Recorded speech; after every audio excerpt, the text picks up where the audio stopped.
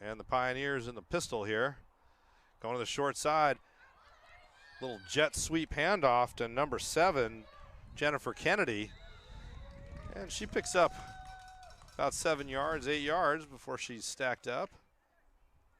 That'll bring up 2nd down and 2, so we'll call it 8 yards. 2nd and 2 at the 45-yard line as the Pioneers get into plus territory there.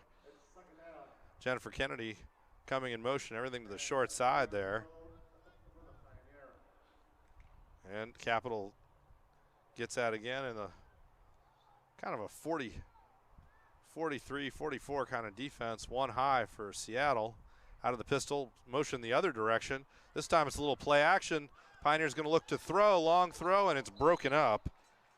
Ashley Gerardo, the free safety, steps in and knocks that down. That'll bring up 3rd down and 2 for the Pioneers. Took advantage of what was kind of a free play opportunity here. They get 3rd and short. Go for the big play. And Capital's going to step up here. They're going to split Macy Grief out wide on the left. They've got Missouri in tight on the right side. Once again, right out of the pistol here. In motion. 2 fakes. Quarterback going to keep it here. A little run pass option for Catherine Girton. And she picks up 7. It's going to be 1st and 10. I'm sorry, she picks up 6. Going to be 1st and 10 at the Seattle 39-yard line as the Pioneers convert on their first series here. Get a new set of downs. Girton, 2 different fake handoffs and then a little run pass option. Decided to go for the keeper and get the 1st down. And she'll step up again. Different players split wide on the left for Capital. Can't quite get the number. Holly Braitley is on this side. Another fake. Girton has to run. She's in some trouble. Now she gets outside. 1 player to beat for Seattle. And a great tackle in the open field by Lauren Blazer. 5'3" quarterback, the Tosa East product out of Milwaukee, Wisconsin. Comes across, open field tackle there. And Catherine Girton ran about 30 yards to gain 4 there. Bring up 2nd down and a short 6 for the Pioneers. And Seattle looking to keep them honest. That does a better job kind of making them make Capital. They need another plus play here. They can't just take a shot. Come back for 3rd and short. Once again, everybody's in tight. Pistol formation, Willie, Missouri in motion there. And there's a handoff up the middle. And a big battering run by Elise Gutierrez. And it looks like she's going to get the 1st down. The pile seems to be about the 27-yard line. So another 1st down for Capital. 8-yard gain on that play. They'll just keep the clock running. People rotating in for Capital. Holly Braitley comes back in. They seem to like to stay in that tight pistol formation. One end split out wide. This time split to the short side. Braitley in tight on the right. A lot of room to the wide side. Another handoff up the middle. That's it. Number 29, Elise Gutierrez again. And she's been really effective, running north-south. Well, it's another 4-yard gain. Bring up 2nd and 6. She got popped by one of the Seattle linebackers. I couldn't get a number on it. It was a good hit. Maybe that'll slow things down in the middle for Capital, but it's been tough to run between the tackles against the Spartans this season. And Capital's done about as good a job as anybody. Girton calls for the ball. This time it's play action. Throws. Good coverage by Seattle. Andrala Lee, number 39, deflected that pass, and then Gerardo was bracketing Willie, Missouri. The speedy wideout for the Pioneers is going to come off now. That's going to bring up 3rd down and relatively long. Looks like 3rd and 5 for the Pioneers here. Seattle looking to make a stop and can put Capital with a big defensive stand here. could put Capital in a tough position on 4th down where it's an awfully long way to go for a field goal. See what they do. Girton out of the pistol. Handoff right up the middle to number 00, Alyssa Flores. She gets down to the 20-yard line. That's not going to do it. It's going to bring up 4th down and 3. Looks like Capital's going to go for it here. You'd be looking at a 37, 38-yard field goal. That's a pretty healthy distance. So Seattle here really needs to keep Capital from picking up those 3 yards. Flores in the backfield, out of the pistol. This time handoff to Missouri on the play action. She gets outside, and she gets loose down to the 3-yard line. 1st down, goal to go for Capital. Another little play action. They fake the inside handoff, and Missouri goes on that little jet sweep. Uses her speed. She's just so elusive. If you let her get outside, it's a tough deal.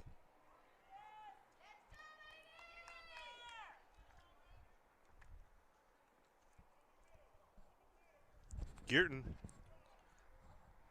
takes the snap, fakes, play action. She rolls wide, and this time she's going to be pulled down. Nicole Pelham with the tackle. It's going to bring up 2nd down and goal from the 6, so loss of 3 on the play. Capital's going to look for a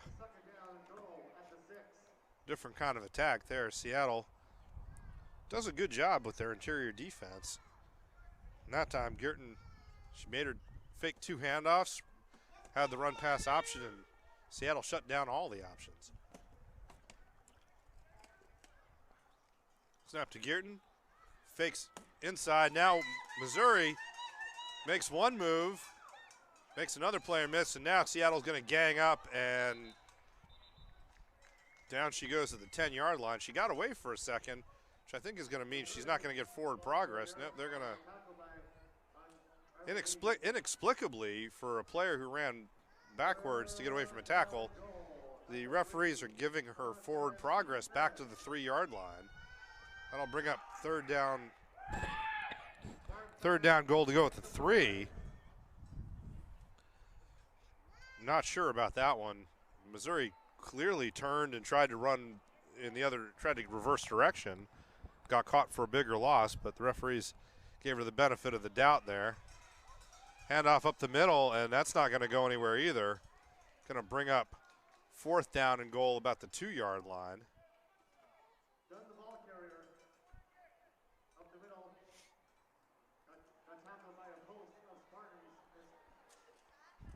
Well, they're going to give them, looks like they're going to mark it at the 1-yard line. 4th and goal at the 1. Missouri checks back in. Capital going to look to punch this one in on 4th down. They had a 4th down on 4th and 3. Willie, Missouri made a big play this time. And now there's going to be a timeout. Timeout Capital. So 4th down and goal at the 1-yard line. 7:57 to go in the first quarter, and Coach wants to talk about it. So we're going to stay here. Don't forget, there's a swimming contest to win a Seattle Spartans gift And basket. we'll be back after this. It's a wonderful day at Kids Corner in Bothell, Washington. Come see us today and meet our loving teachers, which will provide your child with a full day of activities, including art, STEM, music, language, and more. With diapers, wipes, transportation, and meals included, it's a wonderful day at Kids Corner. Come see us today. Kids Corner in Bothell, Washington.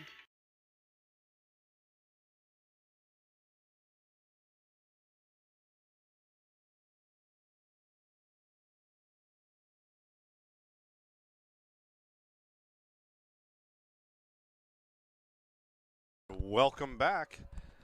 to Kent High School. 4th down and goal for the Capital Pioneers at the 1-yard line. Seattle looking for a goal line stand here halfway through the first quarter. Out of the timeout, there's the snap. Handoff up the middle, and that's going to be Danielle Dunn up the middle for a touchdown.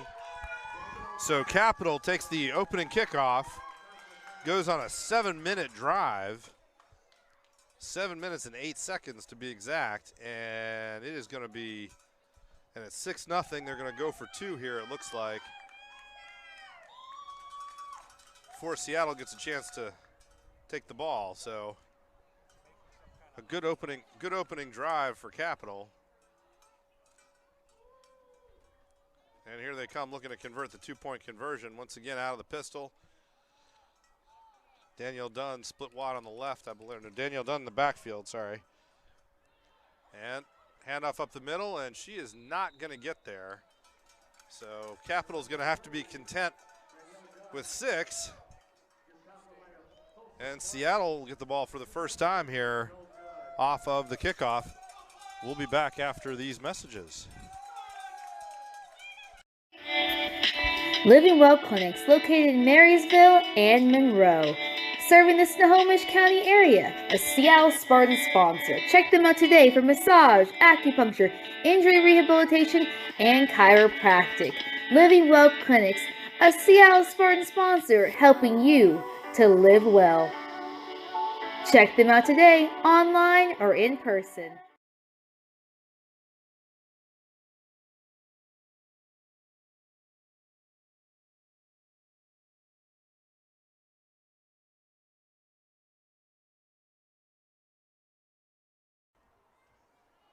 All right, we're back. Play-by-play is getting a drink of water. Number 28, Hirono back deep for the Seattle Spartans. Captain's going to kick off to the Seattle Spartans. Here comes my play-by-play guy. Sorry, we had a little emergency there. Yeah, something like that. Somebody else needed a drink of water. So Capital's ready to kick off here.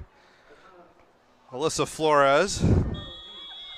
Get ready to kick from the 35. Signals to her team. And looks like we're going to be kicking it over to the, nope, they're just going right up the middle. Caught on the fly there by number 39, Andrala Lee. And she pushes the pile right over midfield. So Seattle's going to take over maybe a yard and plus territory here. Maybe not. Looks like right at midfield. Right at midfield. So We had her up for player of the game. I'm on the wrong mic here. there you go. We had her up for the player of the game last week. Well, that was a great catch on that kick, and she certainly got going. So good field position for the Spartans. They try to even this thing up. 7:44 to go in the first quarter.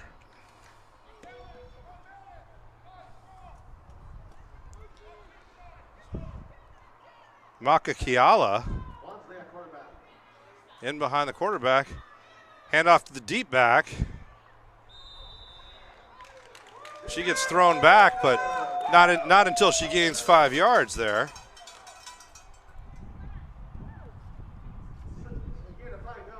So, well, they're gonna. I'll tell you, the Spartans' marks have been a little short today. Well, I don't know if it has anything to do with the Spartans, but I think that the marks were a little bit odd last week, actually. Yeah, I mean, that was a pretty clear 5-yard gain, turned into 4. Andrala Lee, the deep back. She takes the handoff. I'm sorry, that's not Andrala Lee, that's Nikki Pelham. And she takes the ball, picks up another 2.5, 3 yards. It'll be 3rd down. And once again, they're going to drag that thing back. They're going to call it about a yard gain, 1.5 yards. It's going to be 3rd down and 4. And now Pelham comes out and Andrala Lee comes in. for the Spartans on 3rd down and 4. LaShawna Wansley under center here. Seattle stepping up to the line, I formation. Everybody's pretty tight. Not really spreading the field. You got Ashley Gerardo split to the left. Lee and Maka Kiala. This time it's Lee going wide. If she can get to the corner, she does. And she's knocked out of bounds, but not until she gets the first down. It'll be 1st and 10, Spartans at about the 38-yard line. 6:11 to go in the first quarter, and the Spartans are on the move. Big 3rd down conversion there.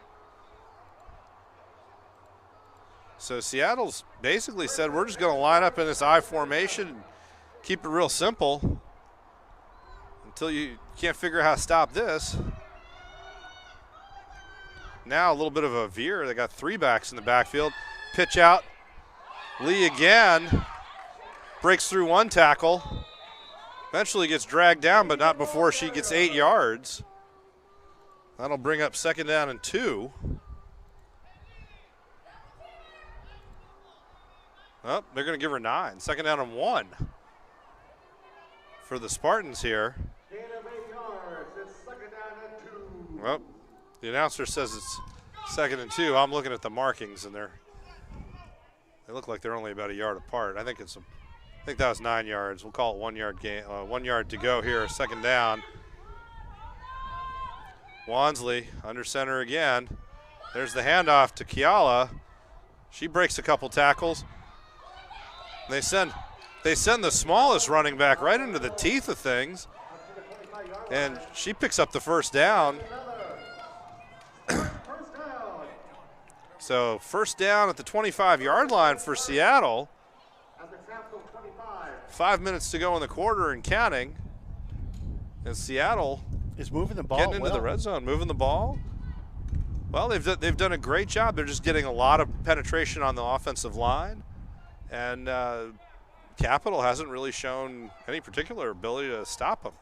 Now they got Kiali out wide. Handoff into the backfield. That's Gerardo. She was split out on a couple plays. She only gets about 2 there. And Seattle's done a good job of varying the backfield. They've gone I formation. They've gone kind of a veer, and then that looked like a wishbone. Not a ton of misdirection, but it gets you blockers out in front of. There's a good lead block situation there, and they're able to take advantage. That time, Capital made the tackle. 2nd down and 8. Once again, in tight. Lee is the deep back. She gets the pitch. Gets a block. Gets out wide inside the 15. And face mask, I think. They brought her down. Yeah, they brought her down, but needed to grab her face mask to do it, and that's going to take another look at this here. You'd think that's going to bring the Spartans inside the 10-yard line for 1st and goal. Referee's going to talk about it. Well, you saw her head. You saw her head just jerk when she got right there to the sideline. Yeah, she was past that defensive player, and then you could see her get her head jerked around. And referee just signaled face mask, so now they're going to have a powwow about whether it's a bad one or not and how they're going to mark it off. But I assume it's going to be half the distance. I would say that it's going to be which should bring them the harder of the two, because when her head just jerked around like that. Definitely. So let's see. They're making lots of signals. They haven't walked anything off yet. Now they're going to walk it off way over by the sideline instead of in the middle of the field. Nope, here they come. Maybe they'll. There's subtle differences between officials in each affiliation. So they just walked this one off. Yeah, that looks halfway distance. I think so. So it's going to be 1st and goal. The 6 should be 1st and goal. Now they're going to do it again. They don't feel like it was an official walk-off. So they put the flag down. 5-yard face masking. Oh, no, they're calling a 5-yard face mask. So they called the not bad one. 1st and goal at the 7. The lesser. The lesser. I don't know what you have to pop her whole head off there to get the. Yeah. The flip side is there was a whole other yard involved there. So 1st and goal at the 7 for Seattle. Hand off to Pelham, and she's going to burrow down to the 6, maybe the 5. Let's see what they give her. Looks like she's only going to get to about the 6. Yeah, I was always taught that if your hand brushes the face mask, that's 5 yards. But if your fingers actually make a little curl there, right? Once you yank on, I felt like if you grab it, but once you spin somebody's head around, that's usually the 15-yard version. Not sure how they came up with that one. And once again, 3 backs. This time Lee is the deep back. Pelham's the up back. And out of the wishbone, there's Lee. She's got 2 blockers in front of her. Makes the corner, and it is a tie game. 6-6, the Seattle Spartans tied it up. Blow the foghorn and everything. We got ourselves a tie game with Seattle getting ready for the extra point. 2:54 to go in the first quarter. And the Seattle Spartans are all even again, as the Capital Pioneers have not come up with an answer for the Seattle ground game. They're going to have a little chit-chat about it, but they're not going to have a chance until after this 2-point conversion. This time you got Lee and London Hester Williams as the up backs. A fake, hand off to Pelham, and a lot of misdirection, but in the end, didn't quite get him anywhere. And so Capital makes the stop, and it is 6-6. 2:54 to go in the first quarter, and we'll be back after this. It's a wonderful day at Kids Corner in Bothell, Washington. Come see us today and meet our loving teachers, which will provide your child with a full day of activities, including art, STEM, music, language, and more. With diapers, wipes, transportation, and meals included, it's a wonderful day at Kids Corner. Come see us today. Kids Corner in Bothell, Washington.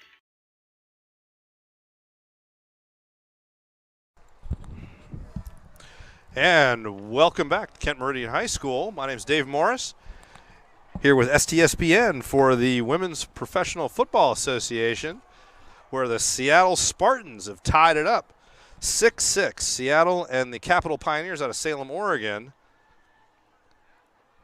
2:54 to go in the first quarter, and the Spartans getting ready to kick off. Phaedra Caton going to put the ball down at the 35-yard line here. 2 players back deep for Capital. Will Lee, Missouri,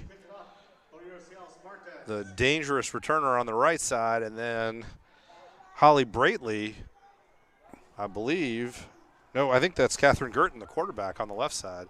we got somebody on the YouTube chat there saying, "Let's go, Mom." There you go. Capital side. Well, hey, we want to see a great game. Here comes Phaedra Keaton. Pops that up. It gets batted down. It's loose. And it looks like it's going to be falling on, I think Maria Rivera fell on it at the 48-yard line. So the Pioneers will be in business here. Their own 48. First and 10, and now Seattle see if their defense can be the first one to make a stop today. Boy, that was a close one. That was, they had a chance. That was, you know, if you're a coach, you hate to see an up player reach out for the ball on a kick. That's you know, it doesn't matter whether it's the NFL or anywhere else. And there, you know, she got caught. Rivera got caught kind of reaching for it, and it's always tough. And then it's not round, so you never know where it's going next. But she was able to fall on it, and first and 10 for Capital. Girton in the pistol here. Morton in motion, and the handoffs to the back. 23, Danielle Dunn, and she goes up the middle for 3 yards. Capital has a really good inside-outside kind of running game. They've got some big backs sitting right behind Girton in that pistol formation, and then they like to do that little jet sweep to one of their ends who are quick and deceptive. So it's a challenge for the defense. They can't load up between the tackles, but they can't worry too much about they got to cover the whole field. Once again, in tight. Braitley on the right here.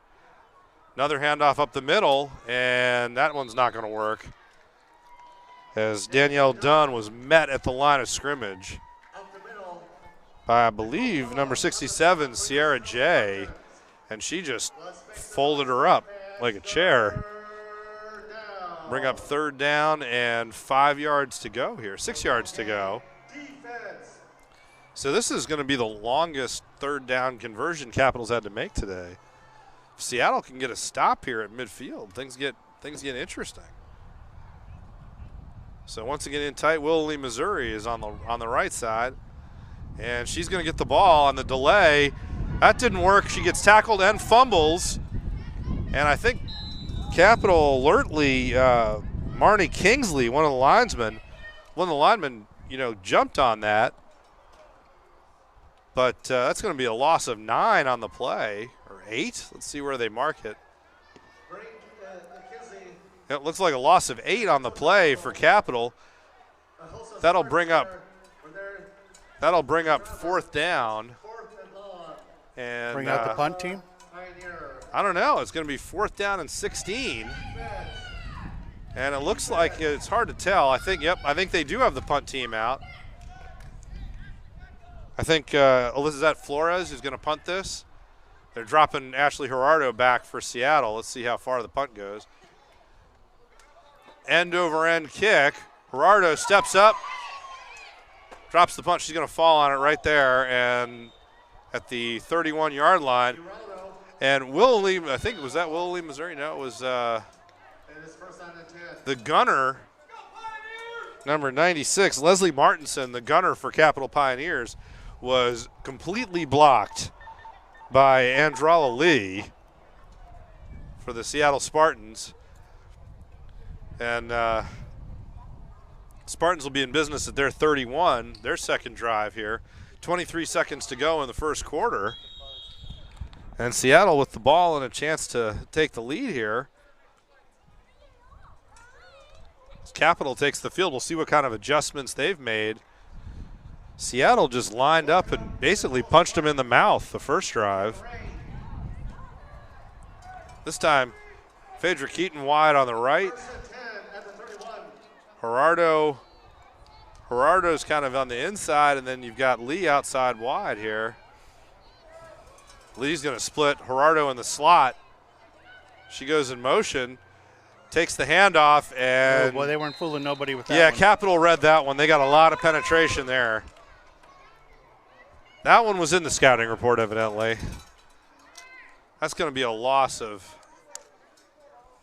well, it looks like a loss of 3 or 4. Oh, they're pulling it back. Yeah, we're going to call that a loss of 4 on the play, and it's also the end of the first quarter. So the end of the first quarter, Seattle 6, the Capital Pioneers 6, and we'll be back after this.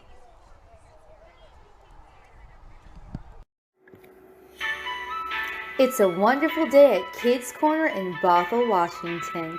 Come see us today and meet our loving teachers, which will provide your child with a full day of activities, including art, STEM, music, language, and more. With diapers, wipes, transportation, and meals included, it's a wonderful day at Kids Corner. Come see us today. Kids Corner in Bothell, Washington.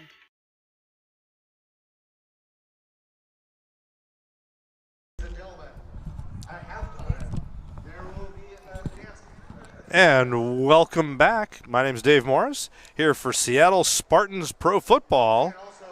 The Spartans tied with the Capital Pioneers 6-6 at the end of the first quarter. It'll be second down and 14 after a little misdirection play where the Pioneers sniffed it out, and be second and long for Seattle here at their own 27-yard line. Seattle comes to the line. See if they went with kind of a different formation there. They were spread, players in the slot. This time Gerardo's out wide, and we're back to three three backs behind LaShondra Waldron there, and inside handoff gets sniffed out. Not sure she made it back to the line of scrimmage. Nicole Pelham. And they're going to give her, let's see. And they're going to say Nikki got to the 30, no, to the 25-yard line. So she didn't make it to the back to the line of scrimmage. It'll be 3rd down and 16 as the Spartans are definitely going the wrong direction this drive so far. 3rd and long. This may be LaShonda Wansley her first pass of the day. Seattle in their opening drive really did a good job of establishing the run, getting positive yardage on 1st down. You get behind the sticks, and it is tough in this league. Wansley flipped to Lee. Lee's got some blockers. This time Capital did a good job of flowing. She was down already. So 6-7 yard gain for Lee. And, well, they're going to move it back. They're going to call it 5. She had her knee down. They called her down. She had her knee down, and she fumbled at the 32. And then they took the ball and put it where the fumble ended up at the 30. So she didn't lose the ball because she was already down, but she lost the yardage because, yeah. So that'll bring up 4th down and 11, I think. See what is Wansley going to drop back here? Gerardo and Leonard Hester Williams kind of changing positions, and now there's a flag. Delay a game? I don't know. Did it take them too long to set up? And yep, delay a game. So the Spartans ran the play clock down there. Now that'll make it 4th and 16. We're sitting on the road side here, and the Capital fans were excited about that 5-yard penalty there on 4th down. Nothing. Wansley back again. Looks like Seattle's going to punt here. They're in kind of punt formation. Willie Missouri back for Capital. I would want to punt away from her, and the Spartans do. Goes out of bounds at the 42-yard line. Wansley with a little bit of a pooch punt there. Rolled that out of bounds, no return. So that's going to be a 17-yard punt and a 17-yard net, no return. And that's going to bring up 1st down for Capital here at the – they're going to take over in plus territory at the Seattle 40 – I thought 42, but it looks like they're going to call it the 41. Late substitute here for the Pioneers as the referees sort out the ball situation. And it's 1st and 10 at the 41 for Capital. And Catherine Girton stays in there. Oh, nope. Is that a change? Nope. Girton's in at quarterback. She's got Alyssa Flores behind her, but it's handoff to the up personnel. A little flea flicker back to Girton, and she's just going to hold on to it. I thought she might want to hand that one off one more time while they were at it, but she didn't. That's going to – I don't know if that counts as – is that a sack? If you get tackled after, like, you get a pitch on a flea flicker like that? That is not. Okay. So it's not a sack, but it's a 6-yard loss. So 2nd down and 16 is both teams, took their opening kickoff, marched right down the field. And after Seattle scored, both offenses have really been stuck kind of in neutral. Little motion, handoff up the middle, slow developing play, and Flores tried to use her size and all that power, running north-south that was so effective that first drive. Looks like Seattle's figured it out. She's lost another yard there, maybe 2. I think both teams kind of made a couple of adjustments that have proved to be. Yeah, they've been really. Both teams have been very effective defensively the second time out. So that's going to bring up a third. That was a loss of another yard. It's 3rd and 17. And she ended up taking the hit anyway because she was so late getting rid of the ball. Looks like Capital's going to go for this. I don't know what that was about. So Girton out of the pistol, and there's a flag down. I think they were trying to get Seattle off sides, but I think they're going to be called for illegal motion. Is that delay or illegal motion? 5 yard. Either way, it's a 5 yard walk-off. Bringing up 4th down now. 4th and 22 for the Pioneers. And this time at 4th and 22, Alyssa Flores is going to sit back there and kick this one away, most likely. She waits for the snap. A lot of good height. Gerardo's under it, makes the catch cleanly. Breaks down the left side, out of bounds. She looks like she's out about the 43, 44 yard line. Going to be about a 22 yard punt and a 14 yard return, so about a net of about 8 yard net on that one. 1st and 10 Spartans at the 44. So that's a really good defensive series for Seattle. I think they gained about 13 yards on that exchange from when they kicked it. So now Seattle takes over, 11:15 to go in the half. See if they can get something going offensively here, break the tie. LaShonda Wansley under center again. She's got Phaedra Keaton in the backfield. Split wide. Lee out here in the slot. Pelham in motion, little jet sweep. She gets forced to cut it inside. It's going to be a quick gain. She'll pick up 2 or 3 depending on how they spot it. Bring up 2nd down and 7 or 8 here. Let's see. They put it at the 46, so a 2 yard gain. Bring up 2nd down and 8. Second time in a row that Seattle opened up in kind of a wide formation after having a lot of success with, the wishbone and veer look where they have 3 backs behind Wansley. But when they spread things out, here's another time. This is Pelham again, I think. This time it's Gerardo, and I don't think she's going to get to no gain. I think she lost a yard there. It's going to be 3rd down and 9. She was hitting the backfield. Capital's done a good job when Seattle tries to run these sweeps, even though they're getting blockers to slide 3 or 4 players to the 28 yard line. So we have to apologize. We had a little glitch there. Up. This is not an exact science, so especially when we are in a new stadium.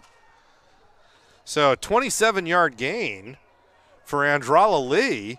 So I like when I get one right. I said I think they're going to need some misdirection because you got to slow down the pursuit. That time Lee just got stuck, and the pursuit blocked her. She turned around, ran the other way, so that counts as misdirection. Left everybody behind her. And there she goes right up the middle, so there's no chance for pursuit. Picks up another 5-6 yards. Timeout Capitals. And Capital Pioneers going to call timeout, have a talk about it. Andrala Lee is threatening to run them right back into their own end zone. 9 minutes to go in the half. It's a 6-6 tie. Capitals used 2 of their 3 timeouts this half. Seattle still has all 3 if they need to run the 2-minute drill. And Seattle with all the momentum right now. Lee with the big play on 3rd down, and then right on 1st down, right up the middle. Capital doing a really good job getting numbers and pursuing the ball when Seattle tries to go side to side, but struggling with misdirection. If you're working that hard to pursue, it's a tough deal. Do we get a replay of that run? No. That was exactly when. Oh man, the play of the drive. The play of the drive, and of course. I'll tell you. That's like when you need to print something really important. Oh, you set off sideways. Yeah, you set off the critical needs sensor, which shuts everything down. Wishbone in behind LaShawn Wansley. Flips it out to Gerardo. Capital once again, just really tough. They've got 2 safeties in pursuit on either side. And when you're running wide for Seattle, it is a tough day at the office. So they picked up 5 on first down, lost it on second down. Actually lost 6. It'll be 3rd down and 11. So a little bit of a big ask for the Spartans here, where they're really run-based attack to pick up all 11 yards here on 3rd down. Good news is you're in 4-down territory.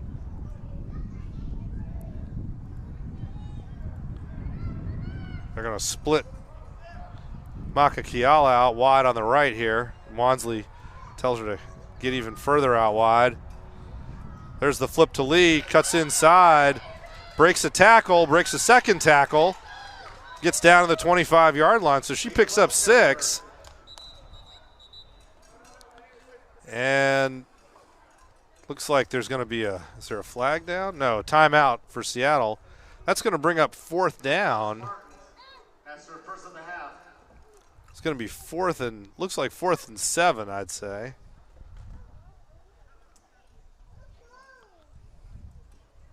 So Andrala Lee worked awfully hard for that 4 or 5 yard gain there. And they're going to need a little bit more this time if they're going to convert on 4th down. So Seattle's going to talk about it, maybe drop a pass play. Hey, Phil. This would be a great time for play action pass if they have that in the arsenal. You're going to the top of the list. We'll see. Gives Capital a chance to talk about it too. Just commenting on Phil's sideline camera work. Very good work. Very good work. STSPN, easily the best streaming network in the business, the Pacific Northwest. 4th and 7, Spartans. So a big 4th and 7 here for the Spartans. If they can convert here. Chuck that. It's 4th and 6 at the 25. We'll see. They huddle up. There's the break. Wansley looks like she's going to go out of the shotgun here. Lee's on the left side. Out of shotgun with, believe that's Pelham and Keaton staying in to help block. There's the throw to Lee. She makes the catch. Diving forward. I think she's got it. It looks like a first down. The Seattle Spartans complete the pass on 3rd down, and we're going to call it 3rd down and 7. And now Andrala Lee stretches forward, picks up the first down,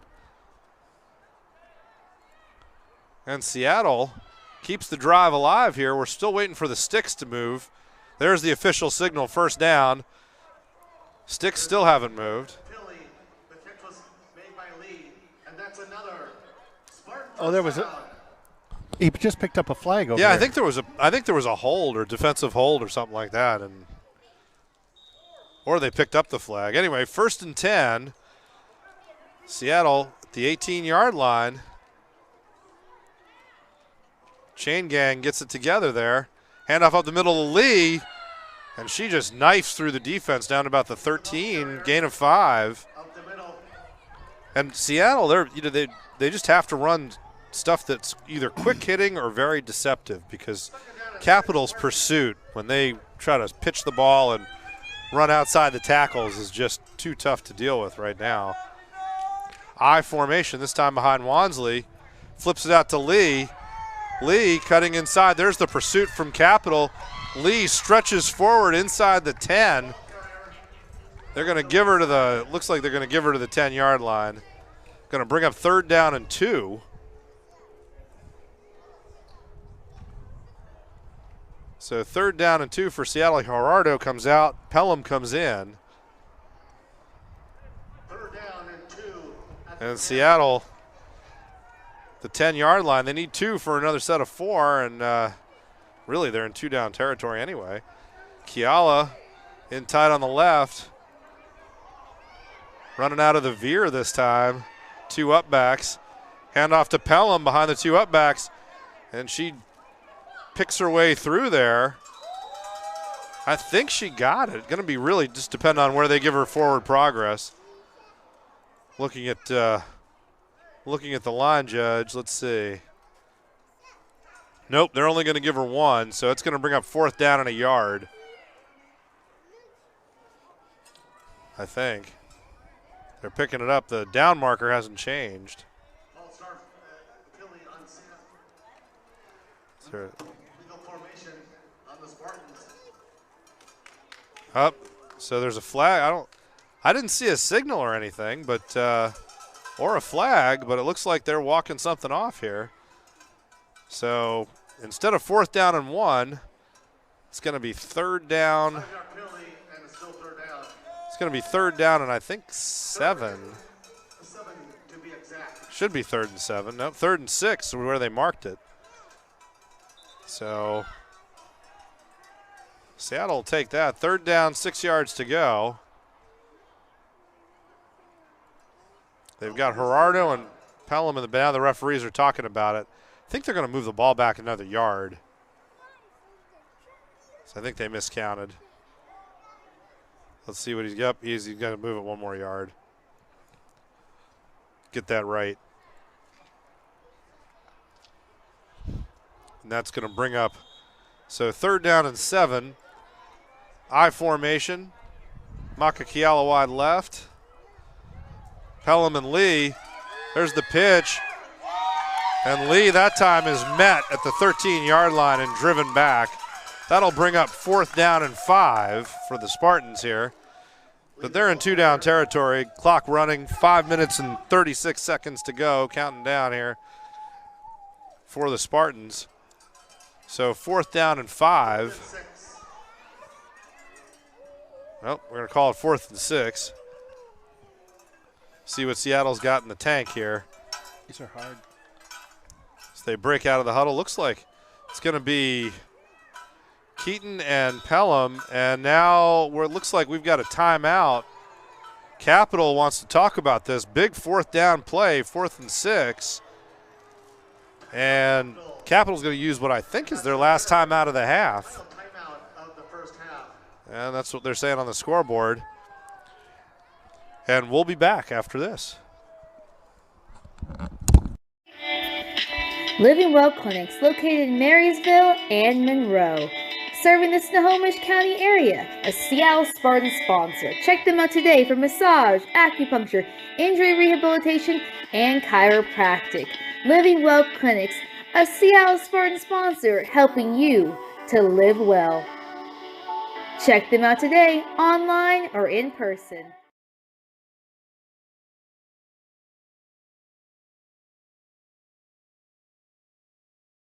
Welcome back. We're coming out of the timeout here. Capital taking the field defensively. Seattle, 4th down, 6 yards to go at the Capital 14-yard line. Big play here for the Spartans if they can pick up the 6 or maybe a little more. Looks like they're getting ready to throw it. They've got Makakiala wide on the left. Pelham and Keaton in the backfield. Out of the shotgun here for Wansley. They converted the last time. Another throw, got Kiala, and it's going to be pass interference. She jumped for the ball, got pushed over. An easy call for the referee there. That's pass interference. That's going to be 1st down, goal to go at the 1-yard line for the Seattle Spartans. Unless they do it college style here. Well, it looks like are they gonna walk it off or are they just gonna mark it? Pass interference. And Kiala tried to go up for that ball, and the Capital defender just pushed her over. So pretty simple call there. And where are they gonna spot this? Let's see. They've got a flag down at the 1-yard or the 2-yard line. I assume that's where the foul is. That's where the ball's going to be marked. They use college rules, so whatever that is. Spot of the foul, right? Yes, I guess spot of the foul. And that's a 1st down and goal. Spartans. So 1st and goal at the 2-yard line. Seattle, they've gone back to pass twice. They have a completion and a pass interference. Pretty good day at the office for Wansley. And there's the handoff to Pelham. That's, once again, Capital's just penetration and pursuit is just too tough. Pelham tackled for a loss there. Back to see if they get her. It looks like they're going to give her to the 5. So it'll be 2nd and goal at the 5-yard line for Seattle.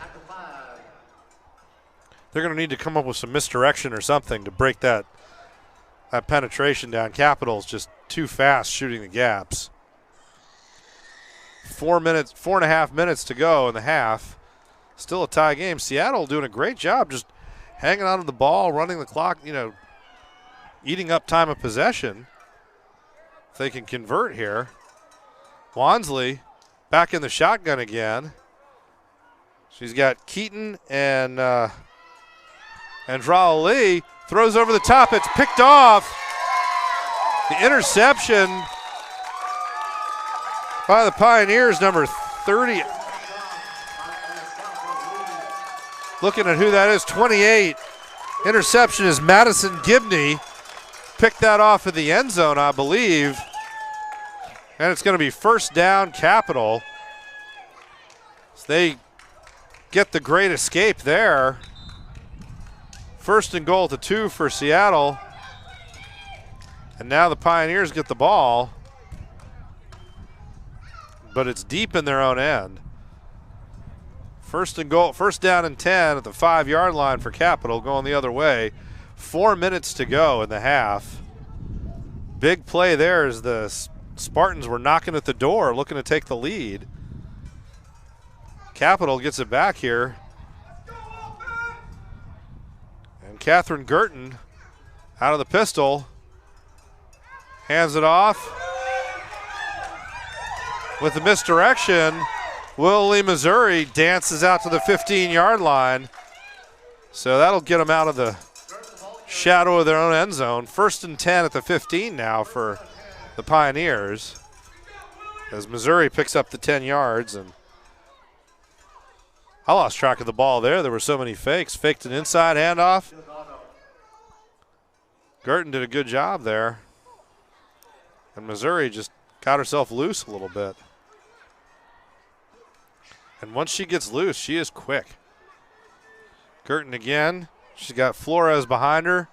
This time it's handoff to Flores going up the middle. And it looked like, for a half a second it looked like there was a hole there, but then there wasn't. That'll bring up 2nd and 10. Half a second was the key there. Yeah, evidently. Well, they gave her, I think, a very generous spot to give her a gain of a yard there. I think more like 6 inches, but still. 2nd down. We'll call it 2nd and 9 for Capital here. Seattle, this is where I think things get dangerous for Seattle. They play that one high defense. And this is where you really don't want to get caught one-on-one and have an end get behind you. And Girton again out of the pistol. She's going to throw. There it is. Almost, and she found a man there. Lauren Blazer got caught a little bit. Yasmin Herrera Villazana was in behind Blazer there. Gerardo was coming over, but when you're a one high safety, a throw down the sidelines is really tough. And it's going to bring up 3rd down and 9 for the Pioneers here. Chance for Seattle to get the ball back again in good field position. They can stop. There's a handoff, and that's not going to be enough for a 1st down. Number 23, Danielle Dunn, going up the middle there. A little bit of a draw play. Bring up 4th and 3. Now it's decision time for Capital. Do you go for it? Do you punt it? You're pretty deep in your own end. Looks like here comes Alyssa Flores. The other thing is Alyssa Flores, she's a running back. She could decide to kick it. They could do a little pooch punt. All kinds of options here. Willie, Missouri's in as well. I think the Pioneers are planning on going for this. Nope, they got Flores back. She's gonna look to punt this deep. Takes the snap. Kick off the side of her ankle, fielded cleanly by Gerardo. Down to the 35-yard line. That'll stop the clock. Minute 31 to go in the half. 1st and 10, Seattle. We have a winner in the selfie contest. Denise, Tie game here, 6-6 in Seattle, selfie contest. with a chance to push this into the end zone here before halftime if they can. Lots of excitement in the stands around us today.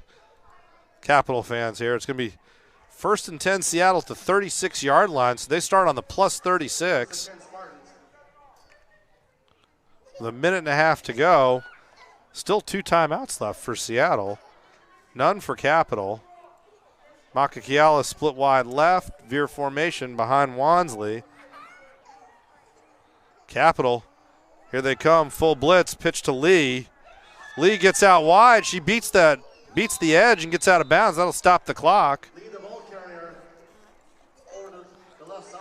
Bring up 2nd down. Looks like it'll be 2nd and 4 or 5 here. Where are they going to put it? No, they're going to move it back. So 2nd and 5. Gain of 5 yards. Seattle, Down at 5. they've kind of got it with the way they do depend on the running game. They've really got to manage 2 things, right? They got to manage the clock and possession. Wansley again, this time pitch to Lee. She cuts it inside, gets tripped up. Going to lose a yard there, and the clock is running. Capital's pretending they recovered a fumble, but the referees aren't buying it. It's going to be 3rd down now. Clock running. We're going to get out under a minute before the snap. It's going to be 3rd down and 7. 3rd and 7.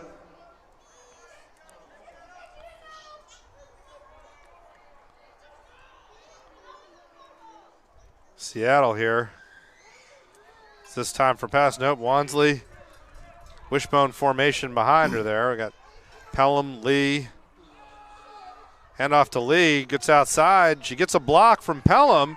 Gets the corner, accelerates down the sideline. Knocked out of bounds. See where they mark it. And that's good enough. That's going to be a 1st down for sure. The question is, where's the mark? Spartan 1st down. Looks like they're going to mark it at the 20-yard line. And I think we have a Capital player down. So an injury on that far sideline. It's going to be 1st and 10 at the 20, 36 seconds to go till halftime. And the Spartans get a little bit of a free break here. Organize what's going on. I think it's going to be tough with 30 seconds left. Do you run? Do you try to throw? What are you going to do here? Wansley's shown that she's got an arm. You know, that pass that got intercepted, that was a really nice throw. So you didn't get the result you wanted, but she's shown she can get that ball downfield. As the trainer's working on, I'm not sure who's out of bounds over there for Capital. Looks a little bit like Girton.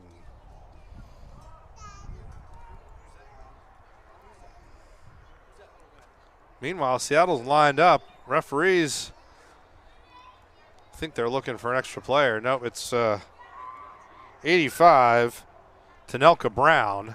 Number 85. And she's going to come off now. Shaking up on the last play. Or Tanika Brown. She'll come off. Seattle gets a new set of downs. 1st and 10 at the 20-yard line. So they're in the red zone for the 3rd time today. But they're running out of clock. Nope, scored the first time in, turned it over the second.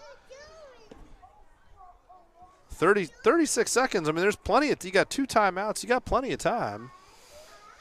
But going to want to, work the 2-minute drill a little bit here. That's tough, for players that aren't super experienced. It just makes everything that much harder.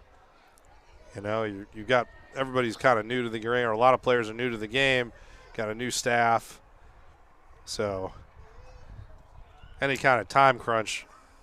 Now, Capital coach is yelling at the referee because it's, I'm not sure what exactly. But a lot of finger pointing. Big shrug from the guys in the black and white jerseys. And out of the wishbone, there's Lee.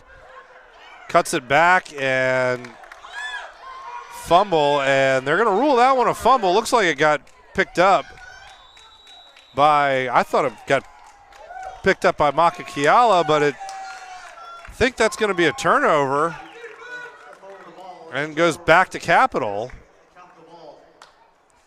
So Andrala Lee got caught, stretching for that extra yard. Was ruled to have fumbled before she was down.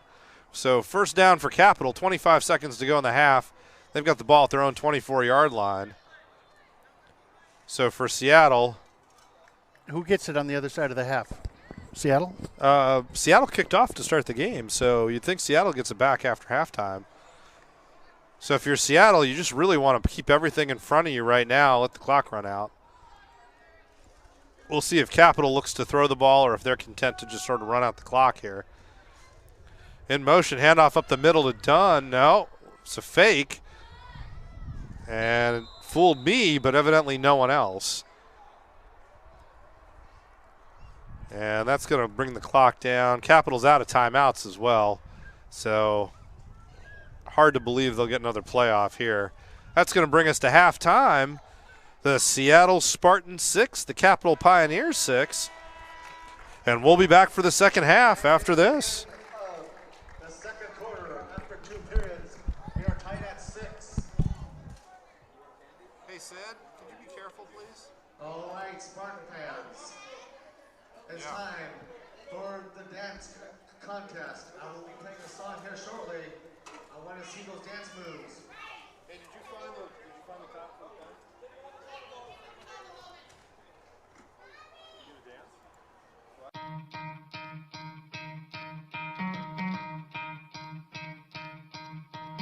You could try to play, but you're never gonna beat me. Look the other way, what I'm doing ain't easy. Bloody hands stained from the people who deceive me. Muddy hands break through the chains, go free me. Looking for change, looking for pain. Pulling a mob, pushing a train. I'll never stop, stick to a lane. Pick up the pieces and go rearrange.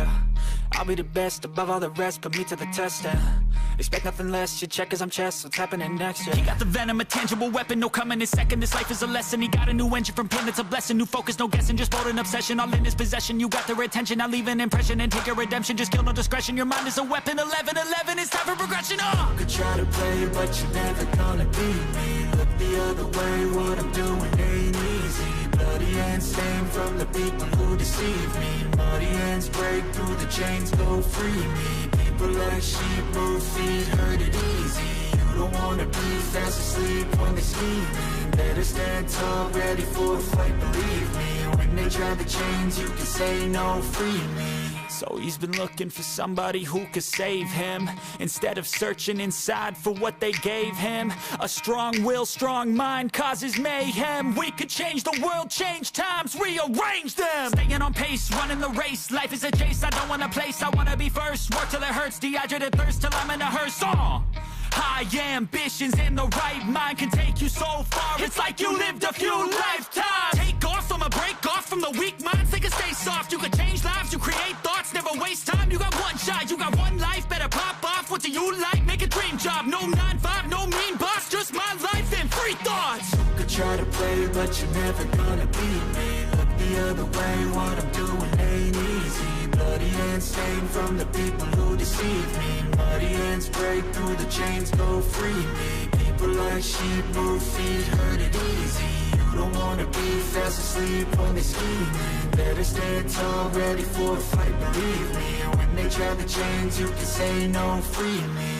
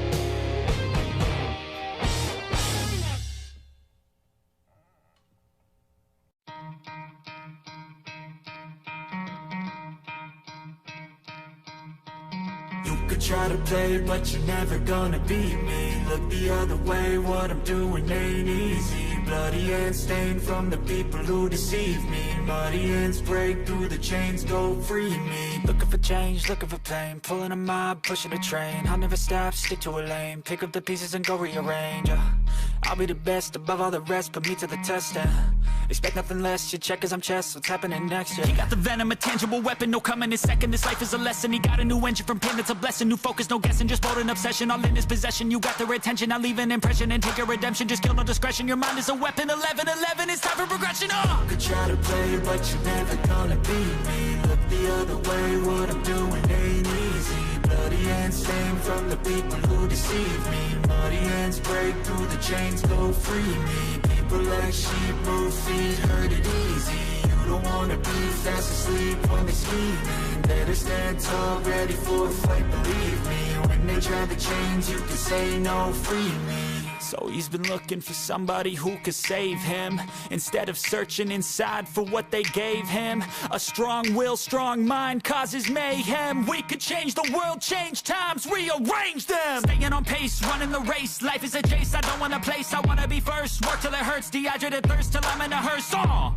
High ambitions and the right mind can take you so far. It's like you lived a few lifetimes. Take off, I'ma break off from the weak minds. They can stay soft, you can change lives, you create thoughts. Never waste time, you got one shot, you got one life. Better pop off, what do you like? Make a dream job, no 9-5, no mean boss. Just my life and free thoughts. You could try to play, but you're never gonna beat me. Look the other way, what I'm doing ain't easy. Bloody hands stained from the people who deceive me. Muddy hands break through the chains, go free me. People like sheep move feet, hurt it easy. You don't wanna be fast asleep when they scheming. Better stand tall, ready for a fight, believe me. When they try to change, you can say no, free me.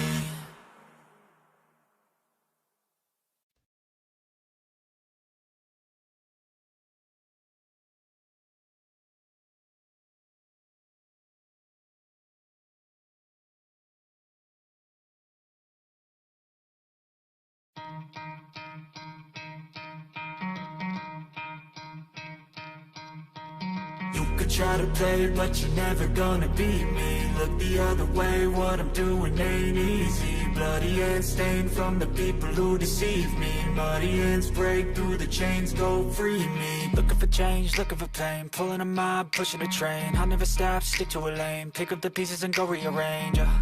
I'll be the best above all the rest, put me to the test and expect nothing less. Your check as I'm chess, what's happening next? Yeah. He got the venom, a tangible weapon, no coming in second. This life is a lesson. He got a new engine from pain, it's a blessing. New focus, no guessing, just bold and obsession. All in his possession, you got their attention. I'll leave an impression and take your redemption. Just kill no discretion, your mind is a weapon. 11-11, it's time for progression. You could try to play, but you're never gonna beat me. Look the other way, what I'm doing ain't easy. Bloody hands stained from the people who deceive me. Muddy hands break through the chains, go free me. People like sheep move feet, hurt it easy. You don't wanna be fast asleep when they scheming. Better stand tall, ready for a fight, believe me. When they try to change, you can say no, free me. So he's been looking for somebody who could save him, instead of searching inside for what they gave him. A strong will, strong mind causes mayhem. We could change the world, change times, rearrange them. Staying on pace, running the race. Life is a chase, I don't want a place. I wanna be first, work till it hurts. Dehydrated thirst till I'm in a hearse. High ambitions and the right mind can take you so far. It's like you lived a few lifetimes. Take off, I'ma break off from the weak minds. They can stay soft, you can change lives, you create thoughts. Never waste time, you got one shot, you got one life. Better pop off, what do you like? Make a dream job, no 9-5, no mean boss. Just my life and free thoughts. You could try to play, but you're never gonna beat me. Look the other way, what I'm doing ain't easy. Bloody hands stained from the people who deceive me. Muddy hands break through the chains, go free me. People like sheep move feet, hurt it easy. You don't wanna be fast asleep when they scheming. Better stand tall, ready for a fight, believe me. When they try to change, you can say no, free me.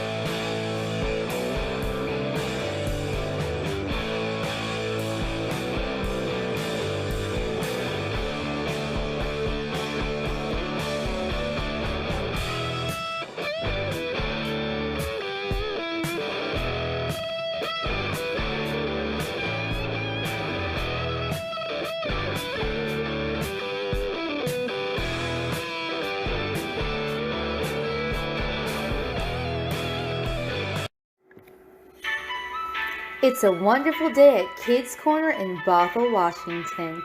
Come see us today and meet our loving teachers, which will provide your child with a full day of activities, including art, STEM, music, language, and more. With diapers, wipes, transportation, and meals included, it's a wonderful day at Kids Corner. Come see us today. Kids Corner in Living Well Clinics, located in Marysville and Monroe, serving the Snohomish County area, a Seattle Spartans sponsor. Check them out today for massage, acupuncture, injury rehabilitation, and chiropractic. Living Well Clinics, a Seattle Spartans sponsor, helping you to live well. Check them out today, online or in person.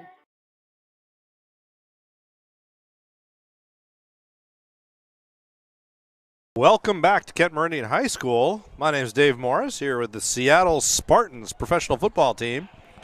Seattle and the Capital Pioneers all knotted up 6-6 at halftime as we get ready to start the third quarter.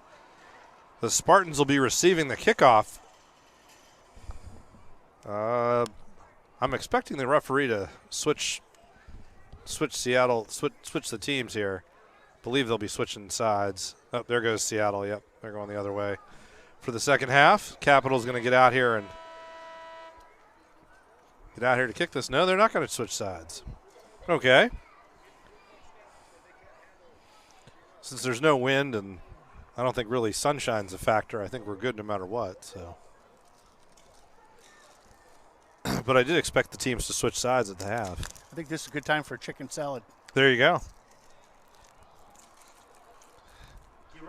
The engineers got the chicken salad sandwich. The fans are ready. They had their halftime dance party. It was a big thing. And Alyssa Flores is going to kick off here. Seattle ended the half kind of on a high note there. Held the ball in the Capital end for most of the second quarter. Had a first and goal at the two red zone trips in the second quarter, both resulted in turnovers for the Spartans. And we're still tied 6-6. Kick taken by Lee. She's the short back, stiff arm, breaks a tackle. She's running in the open field and finally gets bowled over at the 45-yard line, 46-yard line. Going to be 1st and 10 for Seattle, starting in plus territory here. And Spartans will take over the Capital 45-yard line. So great start to the half here. And the the new chain gang people here got to get the down markers sorted out. Here they go.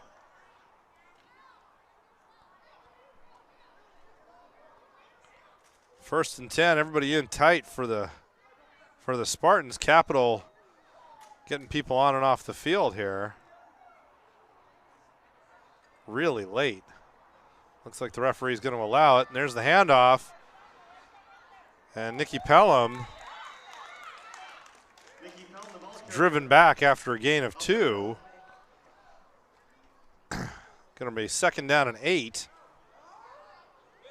And now there's a flag. And I'm not sure what the flag is for, but it's unsportsmanlike conduct on the Pioneers.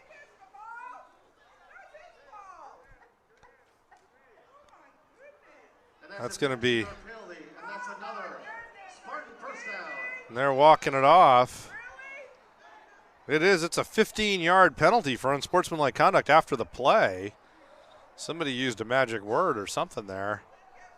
And it'll be 1st and 10 at the 28-yard line for Seattle. So really great start to the half for the Spartans.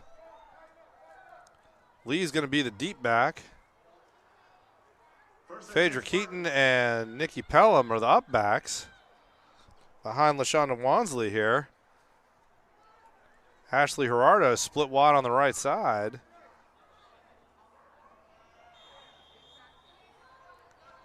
Capital, everybody up at the line here for the Pioneers. There's the pitch. And once again, a lot of penetration. The Pioneers on these runs that are sort of east-west, it's just really tough for Seattle. Capital's able to shoot the gaps and really flow very quickly side to side. It's been really hard for Seattle to break through, but they've had some success running straight ahead. And it makes you think that a little misdirection could make it tough. It's going to be second down, 13 yards to go. Referees are having a bit of a powwow here. So behind the sticks here, I formation, handoff to Pelham. Lee was the up player. Pelham gets dragged back after getting to the 28-yard line. She's back to the original line of scrimmage. That'll bring up third down and 10. Third down. So third down, well, not quite the original line of scrimmage. So third and 11. So 2-yard gain for Pelham. Gerardo hops off, and I believe they'll be bringing Kiala back in for her.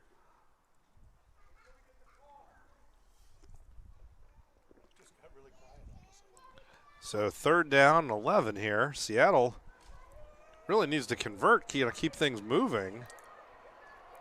The second quarter, they had several really long drives. I formation behind Wansley. There's the pitch. Lee finds a seam. She can beat, and she gets dragged down from behind. Clarissa Adams, a little bit of a game-saving tackle there. 6-yard gain brings up third down, 5-yard gain. That'll bring up fourth down and 6. We're in 2-down territory for the Spartans, so Fourth down and 6. figure they'll be going for it. First down will get them in the red zone. Split to the short side here is Kiala. Pitch to Lee, she accelerates. Can she break one more tackle? Tries to bounce off, but she's not going to quite make it. She gets down to the 20-yard line, and the Capital Pioneers will take over on downs at the 20. First and 10, so. Boy, she gave it a good effort. It was a great effort, and she tried to bounce that out and just got stacked up. Well, she's only about a yard short. Yeah, about 2, I think 2 in the end. But, yeah, she was there. And I think, you got to think if you're Seattle, okay, we're going to have to run things north-south in the second half because Capital, they're defensively, they're ganging up on the line of scrimmage. So you're either going to have to do a lot of misdirection to get them flowing the wrong way or just quick hitters. Because if you break through, Capital's so tight to the line of scrimmage. If you break through, there's not a lot of help in that second level. Handoff. Dunn out wide, tries to cut back.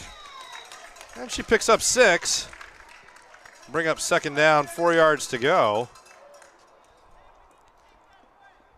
Danielle Dunn. Little interior run there. If you're Seattle, you've got to worry about Willie, Missouri, and the sort of wide little jet sweep type stuff. And makes it tough to deal with some of the downhill running.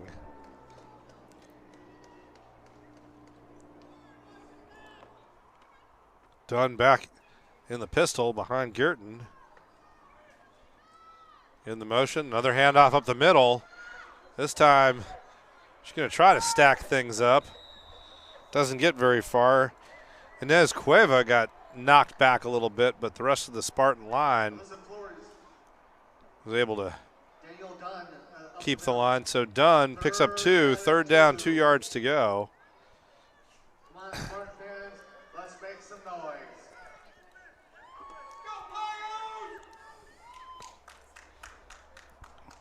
So third and short for Capital.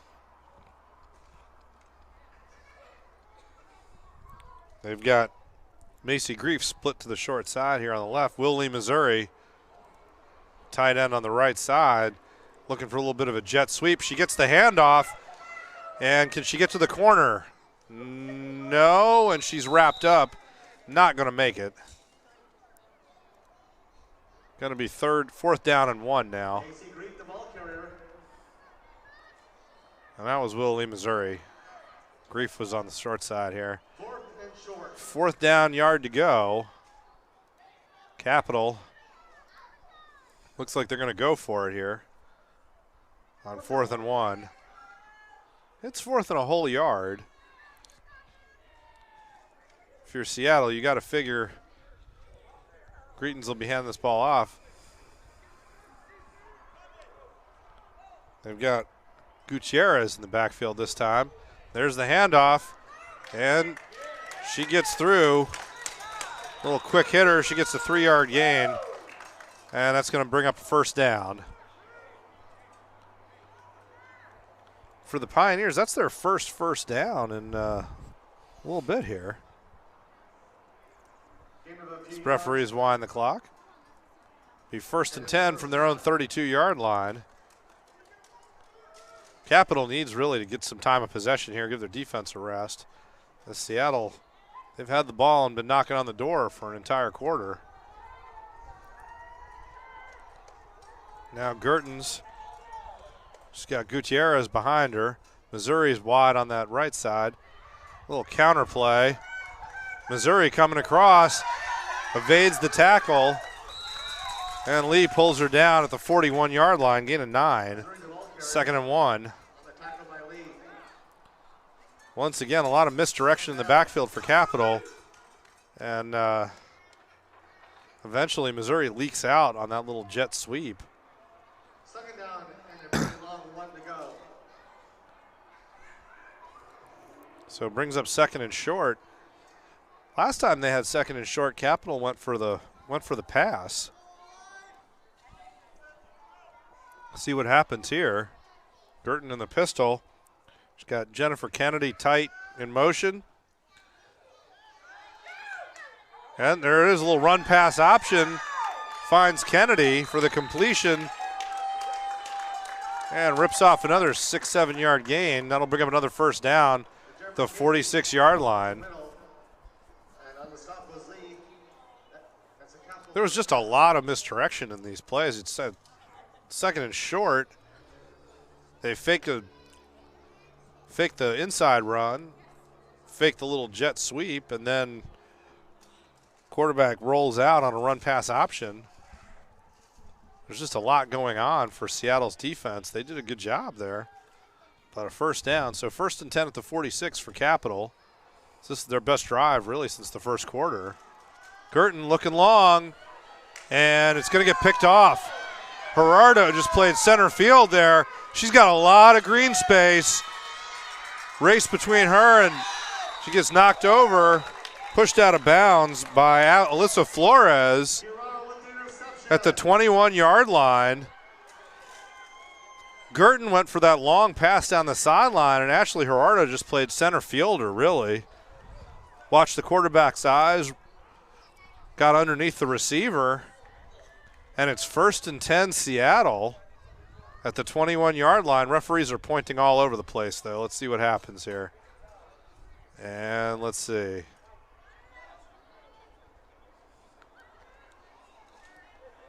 Coming back. They're picking the ball up. 15-yard blindside block on the Spartans. Looks like there was an illegal block on the run during the return. And that's going to bring, so 1st down Seattle on the interception. Now where are they going to? I don't know about that call. A correction. That was a 10-yard block in the back. So yeah, there was the frustrating part is it was kind of a shoulder-to-shoulder block. Right. Both players were facing the ball. You're going to see it right there. We're watching the replay here. Kind of a titchy call. Wasn't really in the play, and it wasn't a particularly hard block, but somebody saw it. There's a yellow hanky. 1st and 10 for Seattle at their own 41-yard line. So it's still a pretty big play there. Lee's going to have to cut this back, and there she goes. Beats Missouri. Breaks a tackle, and she's down to the 46-yard line. That's going to be a 1st down. So Andrala Lee, First and 10, Seattle Spartans at the 46. 8 minutes to go in the third quarter. And Seattle once again is in plus territory. They have spent really the entire second quarter and third quarter in plus territory. Wansley, 2 up backs. Lee is the deep back. Pushes Gerardo out a little bit wider. Gerardo after that great interception. There's the pitch to Lee. Capital, once again, really quick penetration in the backfield. This time Lee cuts it inside, picks up 3. That'll bring up second down and 7. Gain of 3 yards. Second down and 3 means 7. Capital getting in the backfield really quickly. It's going to be important for Seattle to figure out how to slow that down, either misdirection, like a counter, little play action. Because they need to move these Capital defenders. They've got Capital has every single player within 5 yards of the line of scrimmage every play now. Once again, penetrating Pelham, a little bit of a delay, breaks the tackle, gets down to the 40. It's going to bring up third down, 3rd and 4 for Seattle. But there's a golden opportunity if they can break pressure. Capital's so compressed on defense, they just don't have a lot of depth. So if Seattle can break through, there's an opportunity for a big play. They got to be getting tired. Well, if you're Seattle, you just got to keep grinding on them. Wansley, handoff up the middle. And Pelham once again, but not a lot of success that time. Going to bring up 4th and 4, sorry. No gain on the play. 4th down, 4 yards to go. Got to get to the 36 for a first down. 4th down and 4. You're in 4 down territory easily here.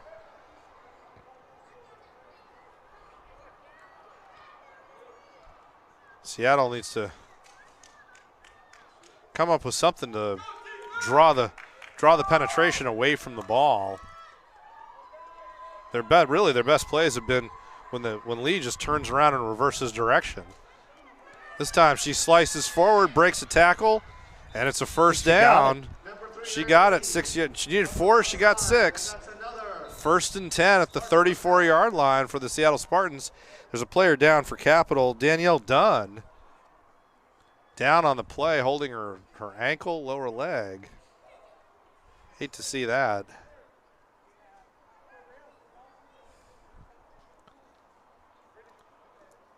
And it's first down. For Seattle, they get a chance to kind of talk about it here with Dunn receiving some attention on the field. 5 minutes, 24 seconds to go in the third quarter. So Seattle got to be pretty pleased. Capital beat them fairly handily last year twice. Beat them down in Salem already this season. And Seattle's given the Pioneers all they can handle now. They've really improved over the course of the season. Had a tough start in their opener against Portland. And now they've won 2 out of 3, and they're in it here with a chance to really close the season on a high note. So you have a sponsor sheet in there? Big chance here. Do we? Do we need to let's see here. If we could read some sponsors. What do we got here? Chain Gangs. Let's see here. We got them up on the screen anyway. Okay. Well, here we go. We want to thank Velocity Taekwondo Center in Kent. How champions train. Call for a free lesson. Arena Sports, Mill Creek Indoor Facility of the Spartans. Kids Corner Childcare in Bothell. It's a wonderful day at Kids Center. And Sport Physical Therapy in Everett, Kirkland, Bellevue. Factorial official sport and athletic trainers of the Spartans. Do you run a local nonprofit or charity? The Seattle Spartans are looking for you. We have booth space as well as a 50-50 raffle slot available every game. A great way to make money for your organization and support women in football. Your ad could be here right now. Contact us today, wfa-spartans.com. Dr. Adam Heck of Hogan Chiropractic in Everett, sports treatment, work injury, and auto accident care. Ever thought of being a mascot? The Spartans are looking for 3 devoted fans to put on the armor and become Seattle Spartan mascots. Contact us today. So exciting stuff here. Well, if you don't make it as a play-by-play, you could always be the Be the Spartan? be the Spartan. I used to teach classical history. I feel like there's some things about Spartans we need to talk about. But we're going to leave that for a very different kind of broadcast.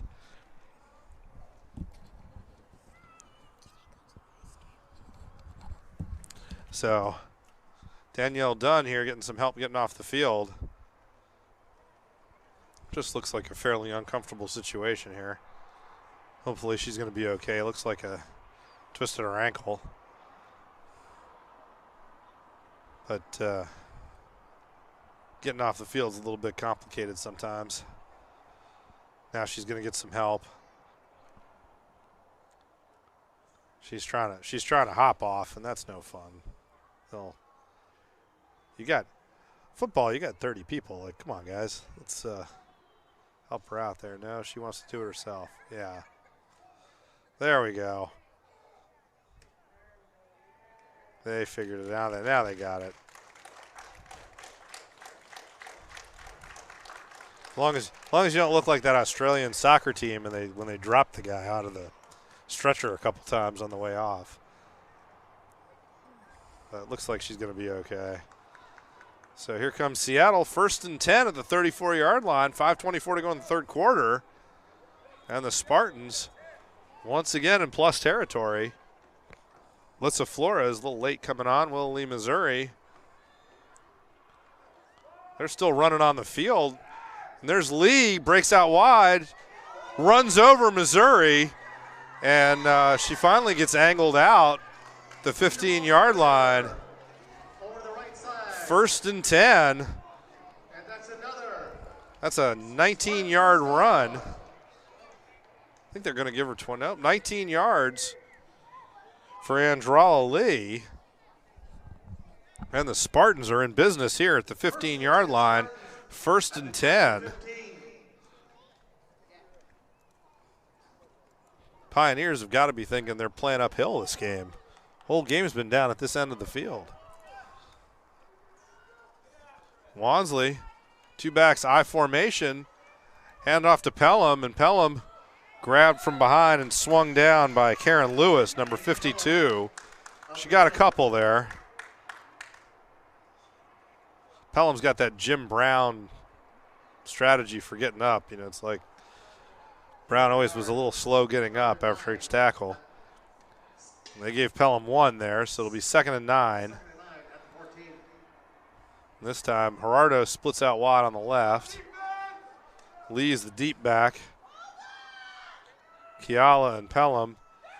There's the pitch. Lee finds a hole, and she gets ragdolled down at the 10. Thrown down, but she picked up, not before, she picks up 3. Brings up 3rd down and 6 for the Spartans here. A little rotation for the Pioneers. Catherine Girton comes in for Missouri.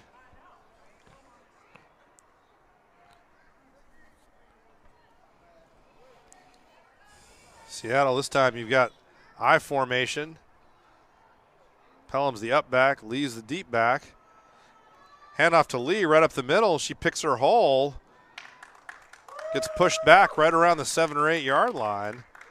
That'll bring up 4th down. Looks like they're going to give her the 7. That'll bring up 4th and 2. Maybe the 6. Let's see. Yeah, they're going to take, she got to the 6 yard line.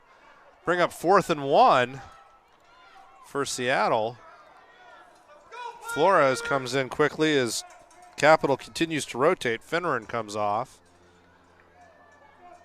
Once again, everybody in tight for the Capital Pioneers. Pelham the up back, Lee the deep back. There's the handoff to Lee.